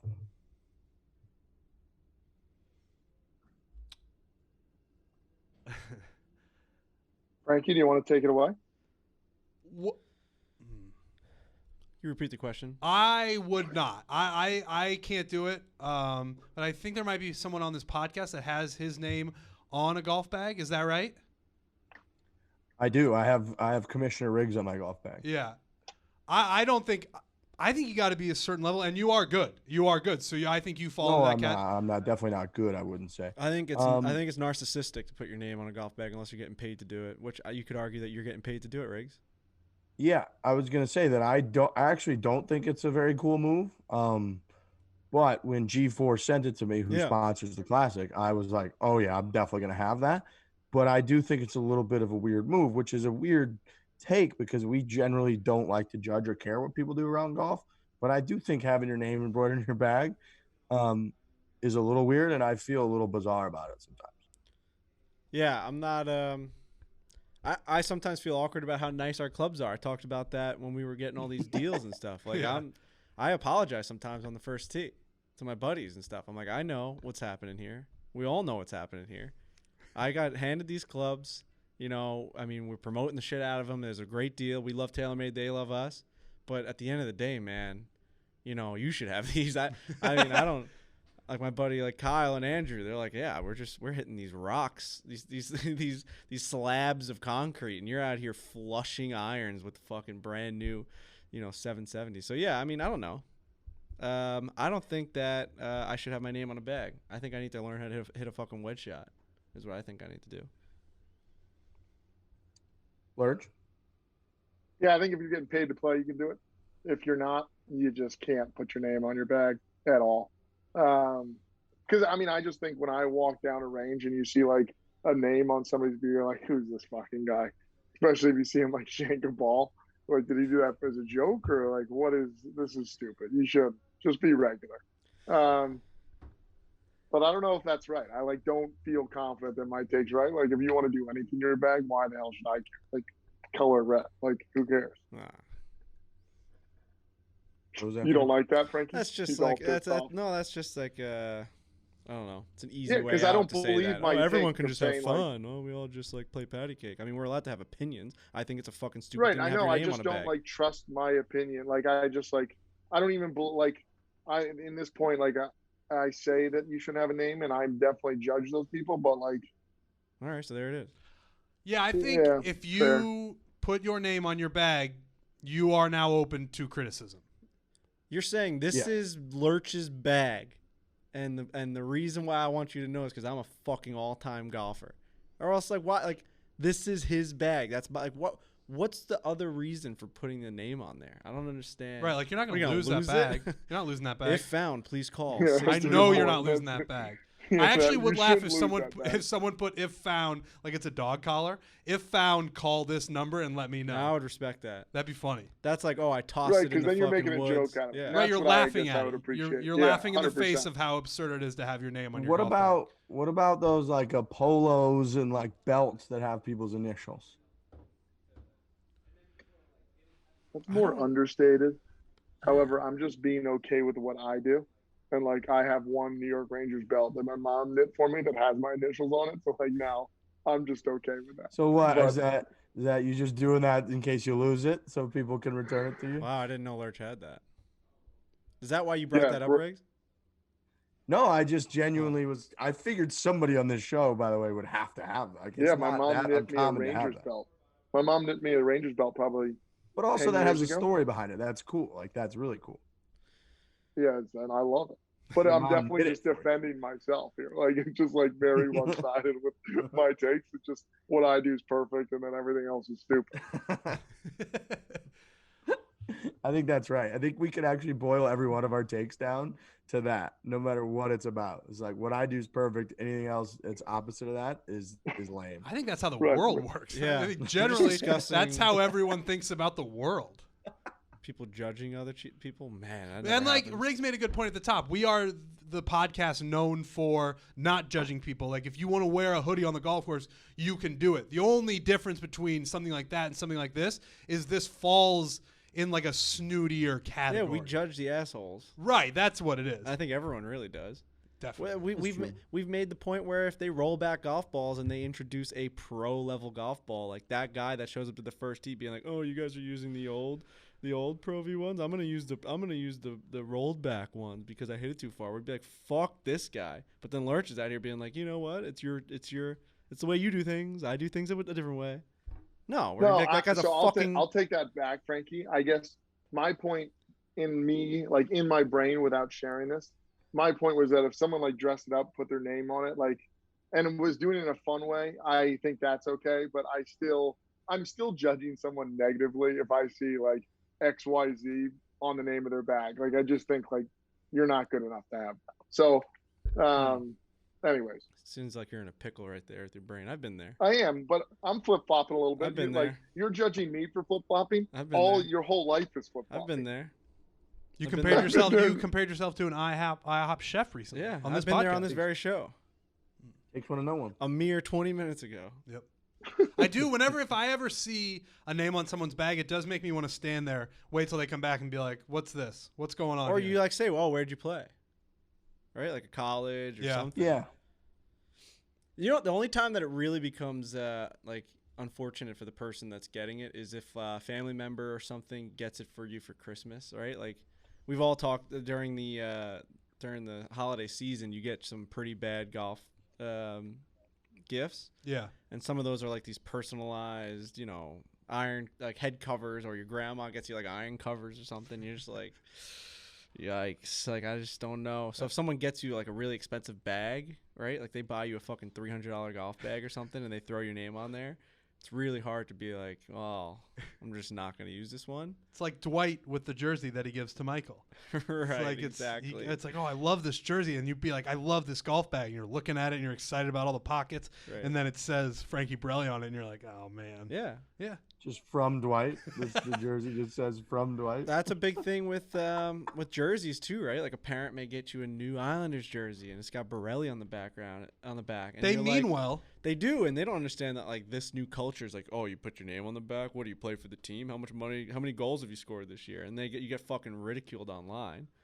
But you know, you just can't do that nowadays. You can't walk around with your fucking name on things. My boy JR, who got his wife got him a Blues jersey, and asked the other boys if it'd be cool if she put his last name on it, and they were like, "Oh yeah, that'd be super cool." And now he has to wear it to every game. It just says his last name on the back of his jersey. Or sometimes like you'll see a fucking guy get one where it's just like her husband or something, and she has like his wife on the back. Oh yeah, and Mr. and Mrs. Oh, at that point, I think the guy's into it. Because at some point you put your you put your fucking foot down. I am not wearing a Mr. fucking Islanders jersey. I refuse. All right, we're gonna lock this up. We've got Nate Bargatze coming on the show, who is, like we said, maybe the funniest person in the world right now. I think he's naturally the funniest person on the planet. Naturally funny. He makes it look very easy. Genuine. Yeah. He just the things that he says are very funny. I know, obviously, if you're watching any of his stand-up specials, he's clearly trying to be funny. But even when we had him on the show the last time, everything he said was hilarious, and that was just him talking to us about golf. Yeah, and he's so clean too. Yeah, which you don't realize until someone tells you. I don't think. I remember when I watched The Tennessee Kid, and I think I told probably Feidelberg who had told me about it, and I came back the next day being like, "That's one of the funniest specials I've ever seen." And he said, "Do you realize that it's clean?" And I said, "No," because he doesn't swear or anything. But you don't realize it because he's so funny. Man, I gotta be more like Nate Bargatze. We all do. Wow, I didn't even realize that. Is that right? Yeah, he's clean. Shit, now I feel like a real asshole. I don't mean to be too personal here, but I am getting the Riggs bowel movement issue here, and I literally have to go. This is. I think we're about to throw all it of a sudden become an emergency. I know we're close to the end. For whatever reason, I think I have 10 seconds left before Yeah, no, we're out of here. All right, man. Talk. I love you. Hit it hard. I'm see ya. Grab a hold of something. Show that turd who's boss. We'll get through this together. We're gonna get through this together. Don't blow out your O-rings. So anyways, next up, enjoy this interview with one of the funniest people in the world. All right, ladies and gentlemen, we're joined by an extremely important guest, a very impressive guest. We try to make people laugh on this show, and sometimes we think we're good at it. But we have somebody who's genuinely a comedian and one of the funniest people in the world. He's got a new Netflix special out. I believe it was March 18th that it came out. The Greatest Average American. One of the funniest things that there is. So if you haven't listened, go check it out. But huge golfer as well, Nate Bargatze. Welcome to the show. Second time on the show, is that right? Second time. I know. I want to be, free. How much do y'all want me to come on, dude? I'll come on every day. I'm a huge fan, as I said last time, enormous fan of you guys. So thanks for having me. Well, you're one of the guys that so I text you as, "Hey, you want to do a show?" You responded right away, like, "Yeah, I'm in tonight." And I'm nervous to text you. I'm like, why would he want to come on our show and we just talk slapdick comedy about golf and who knows what we're saying. So I'm like, if you want to come on all the time, we'll have you all the time. I think I answered too quick. Maybe I'm bigger than I think I am, and I should have not responded. So maybe I'm learning something right here. I was too quick. I was like, dude, I was about to text you anyway, see if you wanted to FaceTime. Mate. So So new simulator. That was what really got me, thinking about getting you on here and talking. How exciting is it to have a new simulator in the house? It is. I haven't really, yeah. It's so I have a TrackMan simulator, and in the house it's been awesome. I mean, I've had it. It just got done. I was gone, and so I came home, a couple of days ago when it got done. And I mean, the first day, I was in there for 9 hours. I mean, it's just pounding away, dude. Like I mean, I can hit balls all day long, all day. And so like, to go in there now and just be in that room and be able to use it. And like, there's been multiple, I'm like, I got something figured out, dude. Like it's, just that. And I mean, that's just constant. And like, so the biggest dream, I've wanted a simulator for, I don't know, however long they've been out, 5 years. And that's all I've thought about is like, I got to be able to somehow get a simulator at some point. And so it's like almost like the only goal I've been working for is to get to that point, to get one. But it's, just to be like, because you watch all these videos, you want to try something. I mean, you don't know when your mind thinks golf, honestly, for me, too much. When I'll need to be writing an act, like a new stand-up act, and I'm just thinking about golf all the time. But you want to go try something. Might be midnight. You're like, now I can. So it's, I love it. I've had, we had John Augustine came over today, who played at Vandy and is a pro now. Beat him with my handicap. 9 holes, pretty pumped. I played out of my mind. The round before that, I was 14 over through 9 holes. So I got a 10 on a hole. So chipping was I got to get used to that, Yeah, it's a totally different game, right? Have you figured out that there's 2 aspects of your game now, a simulator game and a real life game?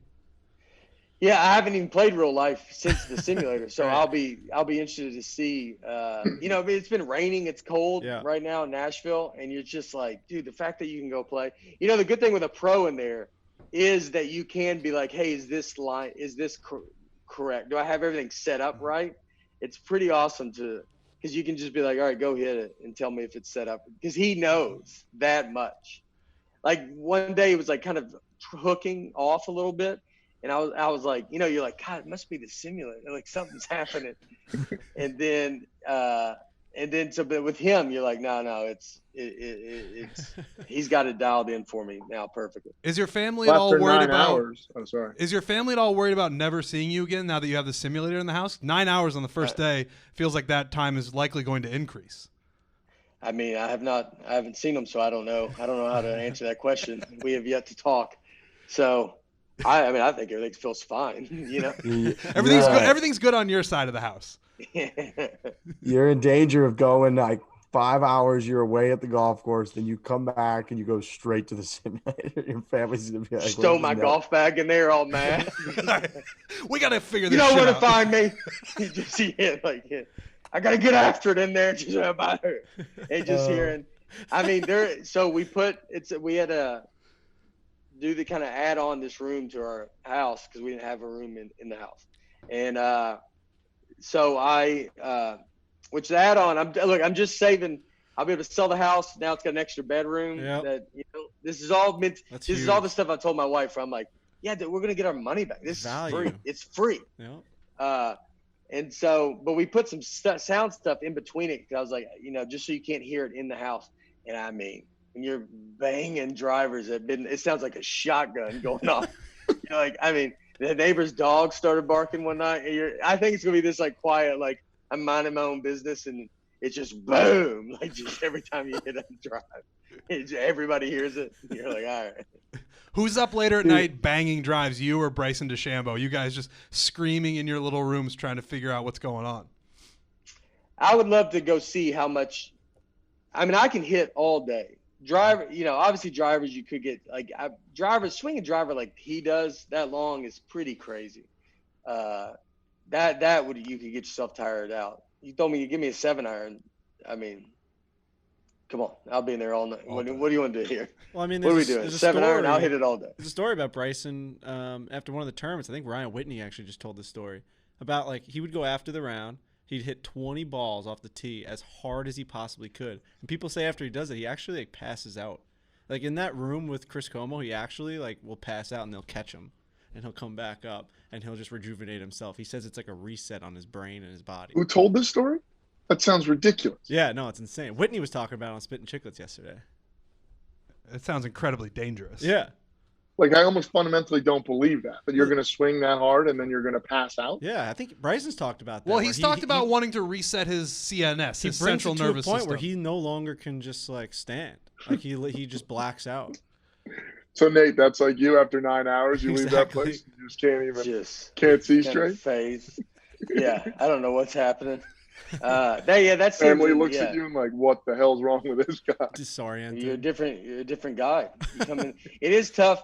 Like I'll be, you'll be trying to go to bed, and then you start like sweating, and you're like, this is like, now I gotta like take a shower. Like it's midnight now, and you're like, this has ruined everything. But it's all for the better. I hope it makes me. I was trying to like talk, like I do have to. I've been told is like because the fact that you can go hit that much, you do have to kind of tell yourself like, hey, calm it down. Like you can work in really bad habits because you can just be doing something wrong and then just kind of keep doing that. So I have to somewhat be self-aware to go like, look, something's not working tonight, and so let's rein it in. But maybe no more range, which is exciting. Well, one thing I was gonna say is like, I would always thought it'd be awesome to have a private simulator because genuinely going out and experimenting with stuff and trying crazy shit, pulling up YouTube videos deep in the YouTube rabbit hole is something like everybody I think probably should do because you'd find stuff with your swing and like what doesn't work, what does work. But on the range, it's risky to do. Like everybody has a certain feeling of like self-consciousness. And if you're out there trying crazy shit and hitting horrific shots, you could end up like on Instagram. You're just part of you thinks like, I don't want to be too wide. Like, I kind of want to hit it well so that the guy to my left of me, like I know he can hear how I'm hitting it. So like, I don't want to hit all bad shots because I want this guy to think that I'm actually kind of decent. Whereas if you got your own sim, you could like, whatever goes on in that room, dude, is between you and your sim. That's it. Yeah. I can be Matt Wolf all day long. I have to go right. try it. I don't go try it. There's a guy. I think he's really good though. He hits left one-handed, like with his left hand at our range. But I mean, he'll hit that as good as most people are hitting their regular shots.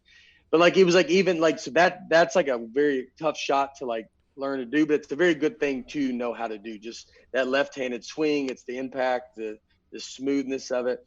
And so like I've been trying to do that more because it's not as embarrassing because when you do left-handed, it's just one hand. I mean, the ball can go who knows where. And anytime I've ever done it on a range, you just feel stupid because you like someone's gonna walk by you think you're that good, dude, that you should be doing one-handed shots, and you're like, oh no, I'm just trying to get better, And then, but all the training aids. My buddy, your buddy of mine, Wyatt, he comes over and he brought this training aid today, the swing aid. That's got God. I don't know, you put your arms together. Yep. I mean, he's basically just go back the truck up and dump swinging aids back there. Like all these swing aids that you would never try at a range because you're like, I can't be walking up pulling this thing out. It's gonna look like a hospital with what you guys got going on in that place. I mean, that's what people are bringing a bunch of swing aids over to your sim. It's like, what are you guys trying to solve over? What are y'all doing? Like, a lot of things. We're trying to solve a lot of. There's a lot that needs to be solved. So do you guys play? Imagine you have matches and whatnot. Are you like a better sim chipper? Because I know you mentioned a little bit earlier. I've always chipped way better on the sim than in real life. I did the second thing I played with John today, but it's my chipping is very, very inconsistent. Like that's where my problems happen is chipping and putting essentially. But chipping I have zero confidence. And unless it's like very nice, like when we're in Arizona, like it's super hot and it's green and you're like, all right, you're not scared. But if it's tight at all, I mean, it makes me It's not good. And so chipping is something that I will be great. They had this test thing on TrackMan where you can put in all these yardages and it gives you a score. So it'll tell you like 117 yards, 81 yards, 95 yards, and you got to hit as close as you can to those numbers. And then you get a score from 0 to 100 depending on where you do it. So I did that one day. Out of 20 shots, I got like a 65. And I think 85, 90 is what like the pros are getting. And so like that kind of stuff, like where you're getting really good at those weird yardages and being able to dial that stuff in, that's my biggest hope. It's hard to judge chipping on this because it's, you know, it's like it's just a different visual thing. You're looking at a screen. It's just kind of like weirder. But I make better contact in that simulator than I do. Oh yeah. Yeah. I love that you're basically like we chatted with Butch Harmon a couple weeks ago, and he essentially described exactly what you just said for like how Dustin Johnson figured out his wedge game. And I love the comparison of like you're going through your 9 hours a day of your regimented practice in your wedge game, just like the best player in the world does. Yeah. You go just see me and Dustin both sitting in a chair like, oh, I'll take the question. What's that? Just us talking about track, man. Okay, Dustin, do you mind if I answer this one? Have you has the TrackMan taught you anything that surprised you about your game? Like, are you looking at all the numbers? Are you crunching the numbers, or what's the situation with that? Yes, you look at I do look at some spin rate. I look at you know, notice the ball speed, I guess more now, and like I forget what it was now. I've only had it for a couple days, but I've spent a bunch of hours with it. But it was like the 7-iron was I forget what is the ball speed on 7? Was it is 120 sound right? Like I would think so, right? Is that sound right? I think so. It's like I noticed like I would be a lot of times around like 118, 120. Like you see that ball speed be somewhat the same, and you kind of realize like, oh, I do. Yeah, I think it's 120. Because then like you're like, all right, if it's 118, and then you're like you want it to be 120. Then I see one go 113, and you're like, all right, well I hit that one kind of fat, and so you do kind of like see that. You're like, yeah, if you hit a good shot, your numbers are kind of always the same, and like you're like, all right, so for my 7-iron, I want it to be like that. I could almost tell you could now be like if it's 120 ball speed, it's going to go 170 like right. If it's normal conditions. And so and it's weird to kind of I think I'll start understanding those numbers more. Face to path, I want to learn a little bit more. You know, angle of attack, like I think too, angle attack, just to learn to be able to see a number and be like, if I do what I think to do to have a steeper attack angle or not as steep. So I think all that stuff will be. Yeah, I'll have to come back and tell y'all after. See, that's what I want to hear. I want to hear like the on-course difference too. Like if you're in a month now, you're just like Mr. Trackman on the course and you're like spitting numbers at people and they're like, dude, there's not a computer out here. We're just playing on the golf course. If you become kind of like reliant on it. Yeah. You think that ball speed was 118? Get out of here, dude. I hear 118 all day long. You're lucky if it was 108. And they're like, I don't even know what that means. Like, I'm not even with that group. Like, I'm just like walking around. Just, where's that guy's bag at? The only thing that would make me nervous about like getting addicted to the TrackMan and stuff like that, or indoor simulators, is I'm a big sweeper of the ball, and I think a reason for that is because I always grew up hitting off of these like mats. Right, like I didn't know what it felt like to like crush into a ball, and I mean Lurch here is an assassin to the ground. He just he takes earth with him every time he makes contact. But I would like, do you fear like not having that feeling of going into the ground all the time, or do you think you have your swing so dialed in that it doesn't matter? I think you can tell when you had forgiveness. Yeah. So you can tell when it kind of your club kind of bounces into the ball and you hit a good shot on a mat. And I learned some of that because our range, when it gets super wet, obviously we have to hit mats, and all winters hitting off mats. And so I would go to the range a lot. And so you fit once you kind of learn that like you get away with it on a mat, but I'm aware that was not a good shot. Yeah. Like like your idea of what a good shot is just becomes so you just know, where you're, they look good, but then your good becomes, it makes it actually like that's when golf gets like even harder because you then know what is good. Right. And then but I just kind of pay attention to that. But I do worry about that because you can be really good, but people can have trouble just off grass anyway. I mean, Totally. with just you get used to a mat and then you go out and for some reason the glass, you don't want to like get your. I always have it with if the ground's wet, like you weirdly don't want to get your club dirty, so you kind of just try to catch it as clean as possible, and and then a lot of bad stuff happens. All kinds of bad stuff happens to you. But it is when you roll it, man, it's going to be a nightmare when you make contact with that ground. Your clubs look good. There's probably, you're like subconsciously in the back of your head. You're like, you yip up on it, and then you're just ruined for the whole day. All day. Yeah. When I play when it's wet, I have to remind myself, like, hit hard into the ground. Like, because otherwise I'll do that. And then you just scold one. That's part of Florida golf that I don't love is everything's so soaking like soggy sometimes around those like pondy areas, and that grass is so soft that I always feel like that's the only place I take divots, and it's a bad divot. I'm just chunking. I've chunked maybe every single ball I've ever played in Florida, except for this last TaylorMade series where I absolutely lit it on fire. But yeah, you played well. Something about that soft ground is very, very scary. Soft ground and wind for some reason changes my swing, which both shouldn't have an effect on how I make contact with the ball.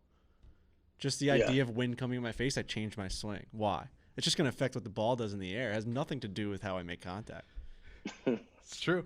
Right? We all think it kind of, though. If that wind is gusting in your face, you're taking a completely different swing. Oh, yeah. Yeah, you're just not comfortable. It's right. like, it's pathetic. But what it shouldn't happen. That. It just shouldn't happen. Yeah, well, like, what's going to happen? It's like playing a video game. The ball's just going to go like 20 yards shorter. Club up. It's so crazy, though. I can't get it through my head. I really can't. I try to hit punch shots more, like even full swing, because I think I think it's a better swing for because like they always say like amateurs, our swings are longer. We're much longer than we think. Like a lot of us go back farther than pro does. Like we think guys don't think they have any flexibility, and they're like, I can't go back far. And you're like, well, you're back, dude. Like, and so it's like just keeping it, just. It's like also I've learned my takeaway speed, and this is a similar thing, is because I can see those numbers. I can take it back very slow and just have it and keep that tempo, and then just you kind of got that speed and using your legs more at the bottom, and it's like it goes as far as it does if I feel like I'm crushing it, and it feels much more. And so, but if I take it away slow, that keeps my tempo better than when I can tend to jerk back quick. I mean, he's really speaking your language now. now. You just looked right at me. Big time. You looked right through Frankie's soul with that because his tempo is all the way off. It's these shoulders, man. I got 2 bad wings. So, I mean, I really can't reach back. In high school golf, I used to be able to John Daly it and see the driver head in the back of my – yeah. Now it's shorter than 20 But you don't have to go back. I mean, you look at Finau and John Rahm. I mean, it's 2 people that don't. So it's all – I also think amateurs, we don't use our legs. Like that's a gigantic thing. To me, that's what I think is probably the biggest thing. We do not use our legs correctly, and we don't know how to like use the force of the ground and that stuff. And that's when you can swing like when you ever get those swings that feel like nothing and they go forever. Yep. It's like because you're using your giant legs. Wow. Versus just your lower body staying still. I don't think Riggs has moved his legs in 10 years in a golf swing. It's just 2 pylons. Dude, I feel that way too. Arms that flush across Riggs the ball. goes straight up. He actually jumps. Yeah. At impact, I actually off the ground. I try to eliminate my legs entirely and just swing with my upper body. You look like a robot, one of those robots that just hits. Exactly. Yeah, it sucks. I want to try to use my fucking legs. They're strong. I have hockey legs. I would ask if you get lessons, like just say I want to use my legs more. Like I want to. Dude, I think that's that. And then you use legs. You just you don't have to. You won't go back as far because you're just you're thinking of getting into the ball and then it's I don't know. It's like it just you don't feel like you're going to miss the ball. It's not. It's just right there and you pound it. I will say it sounds like your game's in a good place by the way you're talking about it. You're pretty confident with the numbers, the tempo. Like, are you feeling good over the ball in this? We just did 9 of hours in the TrackMan simulator, sessions? dude. Yeah, Yeah, I I mean, feel like, good right now, dude. I'm a professional. I'm a professional golfer. He's doing right? the swing. Talking about He's right like, now, no, dude. I've you done just- 2 days. I've done 17 hours in the simulator. Yeah, dude. I think I know what I'm doing. All right. I think I got it all figured out. I mean, I'll go tomorrow and just get annihilated on a real course, and I won't understand it. But no, I'm thinking a lot about it right now, and figuring out just that what's the most. I'm just looking for a consistent swing is all I want, and then and try to like start thinking of the ball. But yeah, I mean, last time I played was I told Riggs I played with Shay, and lost a lot of money to Yeah, how are Shay those- Mooney. How's How his are those game? We games hear a going? lot Is he about still him. cleaning you out Yeah. or what? No, Shay's not. Dude, the whole day it ended up being like a crazy. Whereas like we had like Brett Young, and Darius Rucker was playing with us, and Shay, and then John Augustine. So we're playing at Troubadour, which I think y'all been to Troubadour in Nashville, and so it started raining, and everybody left but me, Shay, and John. And so like this is how good Shay was playing. So I beat Shay every time we play. Shay is getting better, and he plays a big, like slice. He plays it. It's so much that we were. I don't remember. I told you last time we were once on a par 3, and I told him, I go, I'll give you $2,000 for a hole in one, $5,000 for a draw. That's how confident I was he wasn't drawing. You just knew it wasn't going to happen. But he's starting to figure it out, and he's figuring out how to play it. And so we're playing, like, say we got 7 holes left, and so we were going to start gambling then. And we start playing, and he's gambling John, and he's gambling me in 2 separate games. And so I'm giving him 2 strokes out of those 7 holes. John's giving him a stroke a hole. John's a professional golfer. John shot 4 under in those 7 holes, and they went all square. That's how good Shay played. Oh, wow. And so I was 1 up on Shay, and on 17 I gave him an extra stroke because I was like, whatever. And then he beat me, and then he beat me on 18. So then he won like $600. So then we played 3 more holes for $400. I was like, just to make it even 1,000, or it's even. And he beats me for that. And then we played 3 more, double or nothing for 1,000, double or nothing. And I'm not this crazy money gambling. This is just Clearly, yeah. Is it in a still hole. raining at this point? I'm picturing the 3 No. of you in like a downpour, but you're losing money, and you're just Just like, got- no, Oh my 3 God. more. Don't 4 you leave more. on me now. So Throw we're his going keys double- away. We do 3 more holes, and John was going to be my caddy for double or nothing with $2,000. John will be my caddy, and then me and him play. So we agree that. Then we get to the first tee, and Shay tells John Augustine, he goes, I'll give you $300 if you're my caddy. And John, who's a college kid, has no money, or out of college now, but has no money, he's like, all right, I'll take it. I was like, that's my whole advantage is just gone from me. Shay just bought me out. And so we play, and dude, Shay is, 40 yards off the green, putting. Just did not chip once. And just putting 3 feet to the hole every time. And then he just ends up beating me. And then we end up doing a bunch like closest to the holes. And he's a good guy. Let me get it down to just 1,000.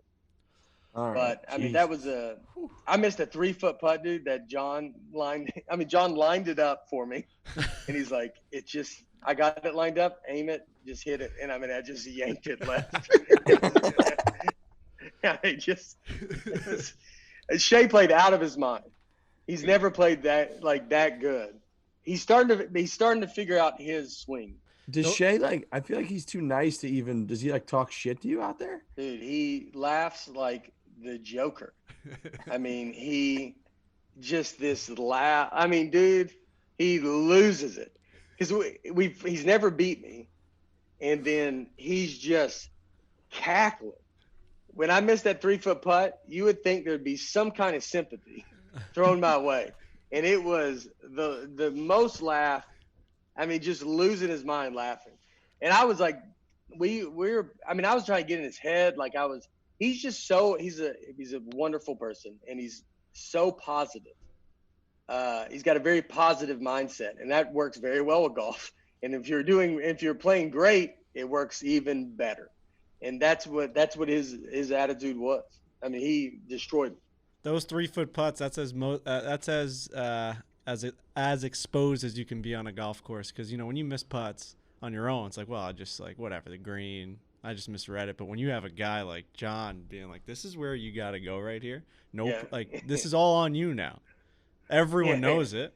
This is all I can do. Everyone knows it. Yeah. And it's just wrong by you. Like, it was all you that just fucked it up. And that's where you get exposed. Whenever I have a good caddy, I'm a little pissed off that that's what my day is going to consist of, because everyone knows that this guy's the best guy at the club. And when I start missing putts, it's all on me. It's never like a collective, oh, we just messed up. Maybe we missed a read. No, he knew where to put it. He knew where that ball needed to go. Yeah, it's like you, this fully grown adult who plays this game all the time. You just need to be able to roll that ball straight forward. Like, this is where it's going to go. It. You just roll it straight forward. That's it. That's all you have to do. And you just can't do it sometimes. Couldn't handle it. Had no idea.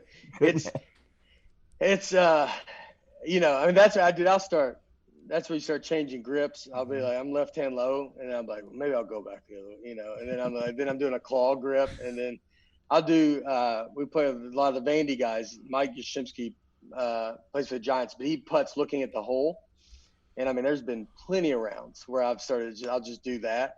And you talk about looking stupid when people are, I mean, you almost have to make an announcement. Hey, just everybody, heads up. I look at the hole when I putt, because otherwise someone's going to be like, what are you doing, man? I mean, you're 80 feet out, and I'm just looking. I'm looking for the cart girl, just like, what's his problem? Well, Frankie's a lefty, and he's been thinking about switching to righty while he putts. And I think you would putt better if you putted righty. Every time I walk up to a putt, if it's 5 feet, 7 feet, whenever I juice one and you go up and like someone gives you the putt or you lose the hole, I go righty, back of the spider, drain it every single time. I don't think I've ever missed a right-handed putt, to the point where I should just switch. I agree. It's not working lefty. It's not. Yeah. Whatever's happening over here on the left side is not working. With the back of the putter too, like you just back of the putter. Don't even go get a real back of the putter, right-handed. Yeah. Someone would be like, I don't even know what's happening.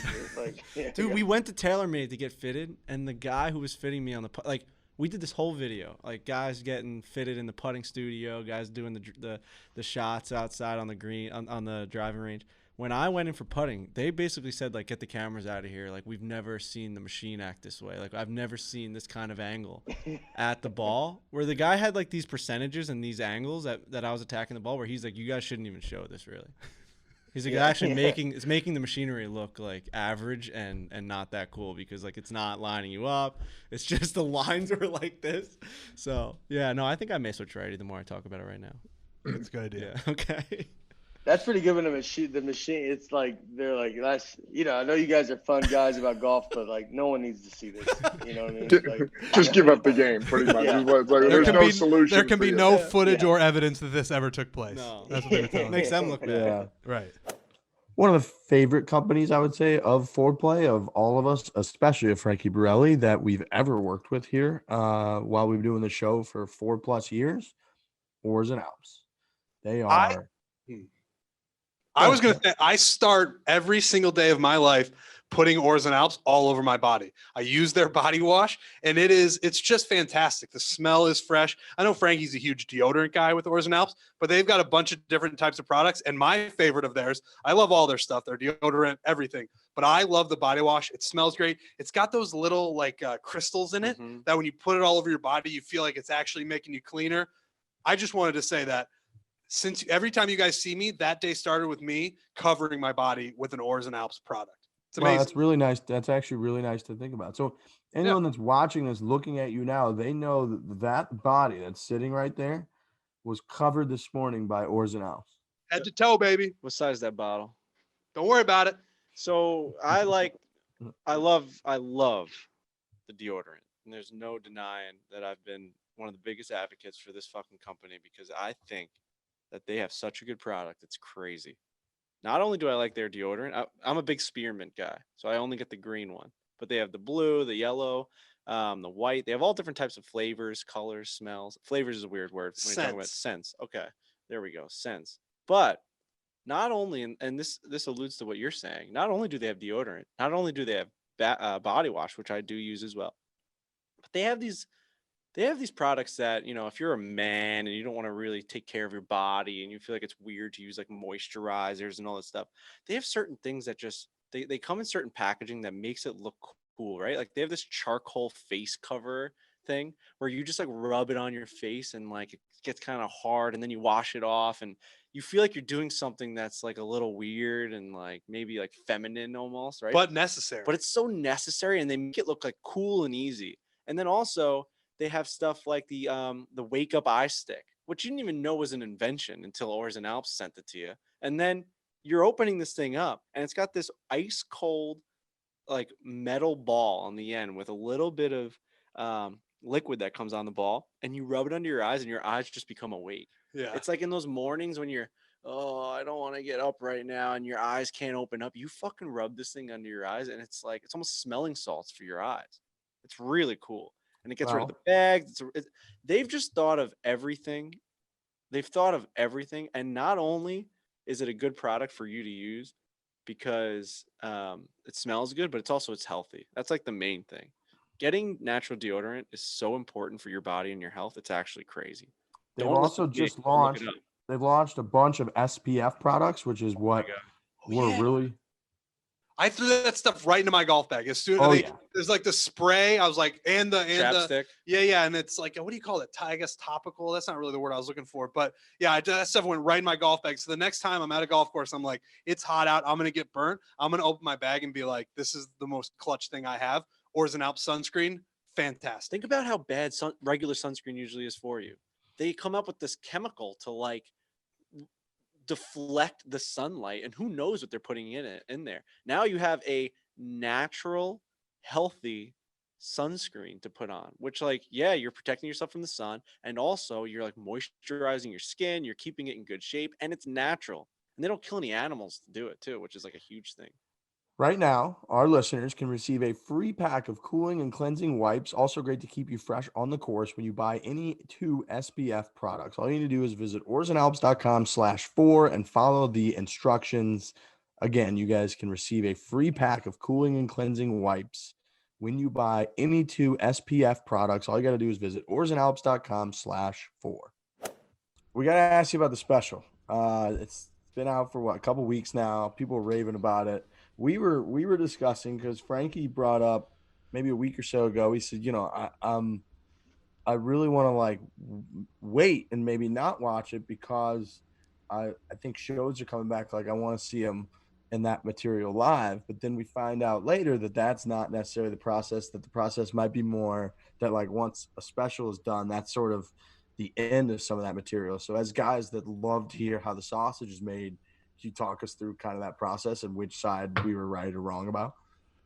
Yeah, so the goal of it usually is like, so this special we taped in October of 2020 and came out March 18th, 21.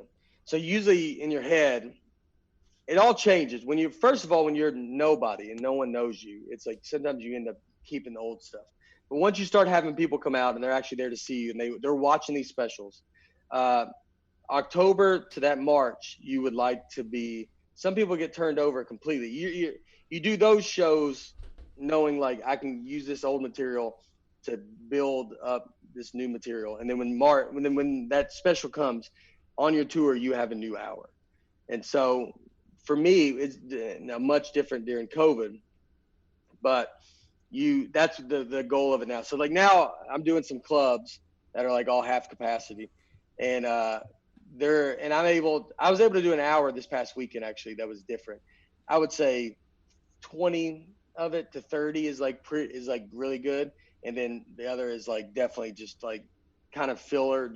I'm trying to figure something out, but it's not all there yet.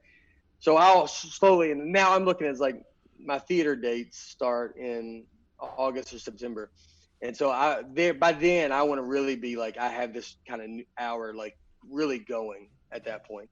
But I mean, it's different for comics, but the idea of it is if you tape it, when that special comes out, if you came and saw me that night or the next day, I should give you, I would say at least 40 to 45 minutes new, I would hope. And then maybe I have to, maybe I'll be like, I'm gonna do an encore with some old jokes. Like you can kind of do some stuff like that where you're doing 10, 15 minutes of your greatest hits, and you even do some older jokes from other specials.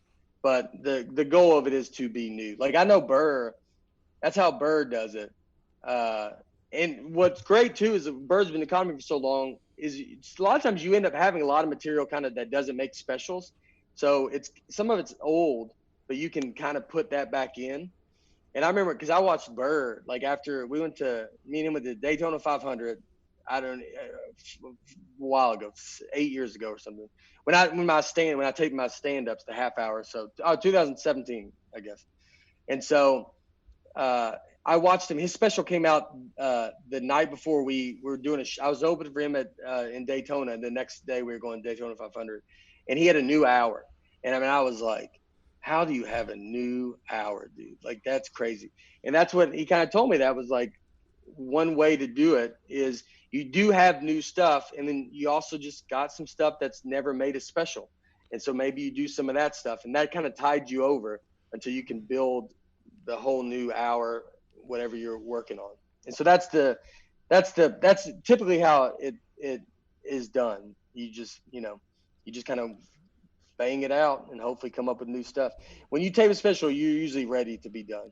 Like this one, you're just kind of like, I don't want to do this material anymore. I want to start doing some new stuff. With that material in the new special, how much were you able to try it out? Because it was such a weird year. How much were you able to actually try it out in front of live audiences? I did it. So we did a bunch of drive-in theater dates. So I was outside in front of cars, and that's really where I did it. I did 22 of those. Oof. And then that helped me get used to the timing, because this special, they had to wear masks. And I mean, I couldn't even hear the crowd like at all. The first show, was supposed to do an hour. And so I get off after the first show, I did 43 minutes. That's how quick it goes. Like, that's how much a crowd matters. Yeah. Is like that energy and the laugh of a crowd, the timing. I mean, it's all in seconds, but like all the jokes, all the little laughs you get here and the longer laughs I get at other places. And it's just the momentum that gets built up. I mean, it's like there could be 20 minutes of momentum that just gets sucked out because, I mean, they had masks on, so I didn't even think about that, but like I couldn't see their face. So I'm just seeing eyes. And you're like, I mean, unless a guy was like shaking laughing, like you would be like, dude, these people hate me. Like this is insane. And so usually when you get done with a special, you take 2 shows and they put together the best stuff. You're basically trying to get you usually end up taking most from one show. But we got done with the first show. Usually they go like, we got it, don't worry about it. Second show, just have fun. That's what they always. And this one I got off, they were like, yeah, we do not have it. So, I mean, this second show is the most important show that you've ever done, because there's not another show. Like, I don't know what happens if I don't get to, if I walk off again and I do 45 minutes and I got to do an hour. And so I don't know if you're like, that's when you start like showing like, I don't know, like a sketch. Like I just start writing other stuff. Like I would probably have to go back out, honestly. Like it would be a nightmare. You had you had the helicopters flying over in the special. Did that happen during both shows? Yeah. So we weren't going to put that in, but then I don't want the special to be some special that you're never going to watch again outside of COVID, because it feels too COVID like. But I also, it is what we were doing. Right. It's a time that happened. The helicopters were flying over during both shows. And so, I riffed on them, and the riffing was like pretty funny. And so it was like, all right, let's try to leave them in. And, and just to, I don't know, just show that, like, just to be like, it feels like this is how crazy of a time it was. And we learned too, those helicopters afterwards, we learned there was a police chase. No. And so they were there the whole time. And so they were coming, and I could see them, and like, and then they'd come up, and then I thought it was about to happen, but then it would like go another way, and you're like, all right, that one's good. Jeez. And and I'm the whole special, I'm just kind of like keeping an eye out, just seeing if one's going to come, because if they come just right when you know, I would have tried to ignore it, but they were just so loud that it was very obvious. It's things you've never thought you had to deal with as a comedian. I mean, that, and then also when you talk about how, like, when you're doing those car shows and someone wants to leave, they turn the lights on and they back up. She's like, all right, see that guy later. I mean, it's the most, like, it's the craziest exit you could think of for a comedian. But I was in Butler, Pennsylvania. First one, just a big Ford F-150, just duck out pretty early, just as his headlights just hit me in the face. Like, it just like, all right, dude. And he couldn't figure out how to get out, so he like made a couple laps. And you're like, you know, it's like a engine. It's like, like it's a diesel engine like, for sure. Yeah, you're like, God, dude, just show him how to get out. Where's like a person with like something, dude? It's like, help the guy out. Lanes. Yeah, just going up and down the lanes, dude. I mean, he's like, no, I guess not this way. And then he goes back, it's, you know, but it's not just a person that no one can see. It's just this giant truck that's like, is this, no, it's the other, okay, I'll go back. And then you're like, oh, man. That's good. Oh, that's good. So I had it wrong. I always thought it was like a band that releases an album and they tour it around the country and the world, and you go and see the tour. So I was like, man, I fucking love Nate Bargatze so much and his comedian and his comedy shows that I don't want to ruin it because I want that feeling of being in front of you and seeing it live and getting that energy. But yeah, I'm glad that someone corrected us because I went back and watched it, and man, it was good. It was really good. I'm not saying not every comic probably does that, or you know, sometimes you're never going to know someone's schedule. If someone tapes it, that shoots a movie, and they can't do it. But it depends on how close. If you catch them close to, like, if you go pretty close to after that special aired, you'll probably see something. That from the special. But overall, I mean, the problem with comedy is like it's all about a surprise, and like so. I mean, once they heard the joke, it's like they know the joke. You have some jokes that people want to hear again. You know, Brian Regan always gets people yelling stuff out, and they want to hear a lot of his jokes over. And so you definitely want to hear some. I remember watching Burr at Caroline's after I don't know if y'all would even know it, but he was on an Opie and Anthony tour in Philadelphia, and they were booing everybody. It was like this crazy outdoor thing, and he went up and just trashed Philadelphia. It's if you haven't watched the video, go watch it. Yeah, I remember that. I remember when that went viral. That's I remember seeing that clip. Yeah, he's your biggest sports star is a made up movie, Rocky. Like that's your just went after him and was counting down the minutes because he's like, I got 7 more minutes and just went after him. So he would have problems after that. Is everybody he'd go to a show and they'd be like, they want them to Burr to roast their town. And he's like, no, dude, that's not what this is. Like, I'm not, and that's a path you can see someone take. Mm-hmm. You can become that. You could be like, all right, I'll roast your town. And then you're starting now. That's a whole different path. Right. Or you can do what he did. And he goes, I'm not doing that. He'd have to tell the crowd. He's like, no, I'm doing my act. I'm not just roasting everybody's town. And then he built his act. And obviously he's at where he's at now. Can we talk about the Joe Rogan show for a second? Because I thought your appearance on that was so freaking good. And we're all big Joe Rogan fans. I mean, I think we all listen to it. And I've always wondered, like, it's a very long form podcast. Did you feel any pressure to like just keep that thing rolling, right? Because he's known for just like going until you guys stop. There's no structure to it. So like, I mean, that was a pretty long one, right? It was over 3 hours. What's it like doing that, like going into that? I wanted to be over 3 hours. I wanted to hit that. Yeah. I mean, I was nervous about that. I was nervous to be like, all right, we're good. It's an hour and a half. You're like, right. Shortest one in history. So you worry about, obviously getting stuck like that because they're all so long. Yeah. And it was, he got me on stage the first time ever at the Comedy Store. Mm-hmm. And I told the story in the Rogan podcast. And he obviously would never remember that story. But it was like kind of it was a very, very nice thing of him to do for me, just to get me on this open mic. So I knew I had that story to tell him. And then one thing I learned, I asked some people that also went on to be like, I don't really know him. So I was like, he can be intimidating. It's like you get worried. Like sometimes you do jokes and sometimes if they don't land, it's just you and another guy Yep. in a room. And so then it could get like, I made a joke about capita. Like I have a joke in my act now that I talk about. I don't know what, like they always say what capita means on, like per capita, all COVID cases. I'm like, what does this even mean? And he was like, you don't know what capita means? I was like, I guess I don't. Like, Dude, that was awkward for but a I second. just, He was like, come on, dude, you know what capita means. And he actually read him the definition. And I'll be honest with you, I don't know what it means. But it was like just being like, you just want to make a joke and laugh, and then we move on. And it was like, oh no, I'll show you what it means. You're like, oh yeah, dude, I would love to hear what it is. But he's a sweetheart of a guy. I mean, a wonderful, wonderful person. And someone that told me what it is, like, what you got to realize when you go in there, this dude is, he's got so much money now. He's a corporation, his day is outside. He's got his family. He's got to be a dad.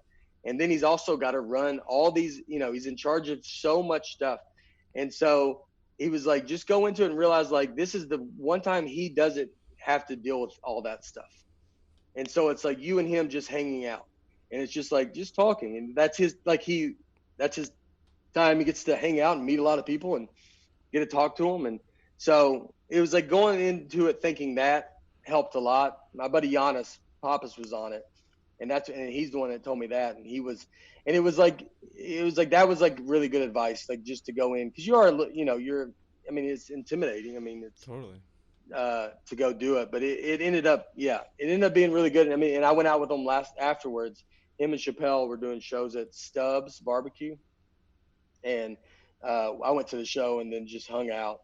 And it was, so to see Rogan and Chappelle, Ron White was there. And it ended up being it was like an awesome night. And I mean, and Rogan's about comedians, which is a big deal for me. Guys that like don't quit doing stand-up. There's a lot of stand-up comedians that get into stand-up comedy, and then you can tell that once the second they can get a movie and never do it again, they're going to do that. And so I like guys like Rogan, or Jay Leno is one, where Jay Leno still does stand-up. He still loves stand-up. He's still a stand-up comedian. Jerry Seinfeld, still a stand-up comedian. Those guys don't need to be comedians, but they still are. And I love that they stuck with it. And Rogan is that way. Rogan's a comic. That's all, he looks at himself. He's a stand-up comic. And he's borderline icon. Like, you could put him in the Smithsonian for all the discussions they've had on that podcast. I mean, it's such a big deal. But he's still just a stand-up comic that wants to hang out and, make jokes, have fun. And, that's what he is. Yeah. It's so cool. Man, it was a really good episode. And, I'm a big fan. And it's interesting to hear that, like, going in that you don't really know him. And then afterwards, like, you guys talk for so long. You have such a good discussion. You're able to, like, go out afterwards. Like, that show brings you guys so close that you're comfortable enough to go out right afterwards. He called me the next day when I got home, and we talked for like 30 minutes. Jeez. Just about like a little bit more. And but it was like, we're made it comfortable. You're like, all right, if I had to call this guy, like, I wouldn't be like, I can't call this guy. Like, Jamie, the young Jamie, getting real into golf. Really? Oh yeah? Yeah. I talked to him, and I talked to him a lot. And but he's getting way into it, and likes it. And so there you go. That's our guy. Wow, got to infiltrate Jamie. That's very cool. We figured it out. We figured it out. Yeah. Also, now you've made your bed. Now you have to do comedy for the rest of your life, stand up, even though you're going to become a huge movie star. You have to come back to the stage. I'm fine flipping, flopping, so I'll completely turn. Okay, yeah. I think I never talked to you guys ever in my life. I'm like, I'm sorry, what's your name? I'm a movie star now. So. You're great for this show. Like, don't you remember? You're like, I'm sorry. Who is that? I was drunk on drugs. Yeah. I'll just make up stuff. Those guys are out of their mind. I'll just make stuff. I'll call you COVID deniers. I'll say whatever. Just whatever I have to say, to get myself out of that situation. Oh shit. Oh man. All right, man. Well, look, this has been a really good time. Real quick, Masters predictions. I know you're a big golf fan. Who do you like going into Augusta National? I'm going to man. Sorry to put you on the spot. I know. It's People take this seriously too. I mean, I know DJ. Well, he won last year, right? And then could he repeat again? Kepka's probably out. Yeah. Right. He's out. Yeah, he's pretty injured. John Rahm's officially out. No. Oh, he's not yet. Well, his wife is pregnant. Right. So he could pull out. could So he pull was out. like giving an awareness to No all the pun bettors, intended. being Yeah. like, Could have. oh yeah, hey, there you go. Yeah. You got to get out of that marriage if your wife. I mean, even if she's pregnant. And I mean, come on. I guess he's playing the Masters. It's a match. Like if she doesn't. I mean, unless the babies do that day. Which could be the case. I think it's I close. think that's Here's It's the thing close. that I don't, and Yeah. whatever, it's their personal life, and I'm not gonna get into all that stuff. But like, you know when the Masters is, you know where it is every year. Like you can't find. Like, You're saying a to plan hospital, that out a little bit better, or just like I don't know, come to like Georgia and we'll do it there. We'll stay there for like the month or something. Like if you really want to play in the Masters, you could probably figure out a way.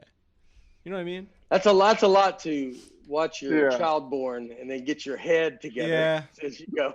Yeah, you're very much saying that as a guy who's never had kids. I don't have kids either, True. but you're making it seem It's a very tall simple. ask. I know. You're like, I think they could do it out there now. Dude. Yeah, I mean, just do it. 2021, dude. Just do it on like the 11th green. It's fine. It'll be totally fine. He can't make it at the turn. He can't have a baby. You tell me 2021 he can't have a baby at the turn? That's what you're trying to tell me right now? Next to the pimento cheese sandwich. Yeah, come on. Oh shit. Boy. No, yeah, but I don't think he's not officially out or anything. No, okay. If it's his first, look, he probably looks at it. It's his kid being born. Obviously, is the greatest thing you could ever do. And then he looks at the match. I mean, he's so young. Right. It's not like he's got a million of these left. So, Spieth is playing really good. Yep. He's always up there. He wants to get that one back. Spieth is only 14-1 to win the Masters right now. I'm looking on Barstool Sportsbook. That's pretty good. That's like 14-1. He's basically a favorite. Yeah, I would say that's not enough value. I'm gonna go with my buddy Jason Day. Ooh. Okay. Always plays good at Augusta. Wow. Didn't play good in November, but he's got a mixed bag now. I think he feels good. Augusta is a good course for him. He'll be normal conditions. And I mean, look, he was up there in the PGA Championship. Yep. He's had a lot of good showings at Augusta. He's 40-1, which I think is actually pretty good value. I mean, the fact that he's 40-1 and Spieth is 14-1 is amazing. Right. Yeah. I like that pick. Yeah. I actually really like that pick. When we go down to Barstool Sportsbook in Philadelphia, I will be thinking about this moment right now, and I may throw a little coin on Jason Day. Put a little on it. I think I like it. I'm with you. I'll ride that pony. It's a good call, Nate. I'm feeling Tommy Fleetwood for a little bit of a dark horse. I mean, I know Hey, does he not have a PGA win? you never No. won over here. Yeah, that's so crazy because he's so amazing. good. He's so good. Oh, Yeah. For such a big name, it's stunning that he doesn't have one, right? Because like you hear Tommy Fleetwood, you're like stud. Yeah. Yeah. Right. Yeah. Yeah, you think he's got a few, and then I think I heard it whenever they just talked about it, and I was like, golly, that's it seems crazy, but yeah. I mean, look, he could too. Billy Horschel's playing really good too. Yes. really good. He's been up there a lot, Except that one swing last week Yeah. in the match play Bad event. one. and That was- still won. And still won. That- That's the that's beauty of match amazing, play. man. Yeah. Good on All Ray. right, Jason Day, I like it. Yep. Big fan. Jason Day, book it to win the Masters. All right, man. Nate, we appreciate it. Everybody go check out new special if you haven't yet. The Greatest Average American. So Extremely good. It's very talented and a huge golfer, and we like all of those. We got to come things. see that simulator, dude. I know. When y'all come down here, I'll have it all decked out. Even we're gonna get some proper seating in there, and we'll get you. Do you have a side entrance so y'all- that the wife and your daughter doesn't have to see us? I got a side entrance with a keypad, so Good, all the right. guys. So I know a bunch of guys are going to come over here when I'm out of town. Good. So don't be everybody coming over here trying to figure that keypad out. It is a 1, 2, 3, 4. All right, everybody. Oh man, yeah. Thanks a lot, man. Yeah, This was man. a lot of fun. Always Yeah, a pleasure thanks. talking to you. Absolutely. Yeah. Anytime. Really appreciate Thank it. you, Nate. Appreciate it, man. Yeah, man. See you guys. Have a See good ya. night.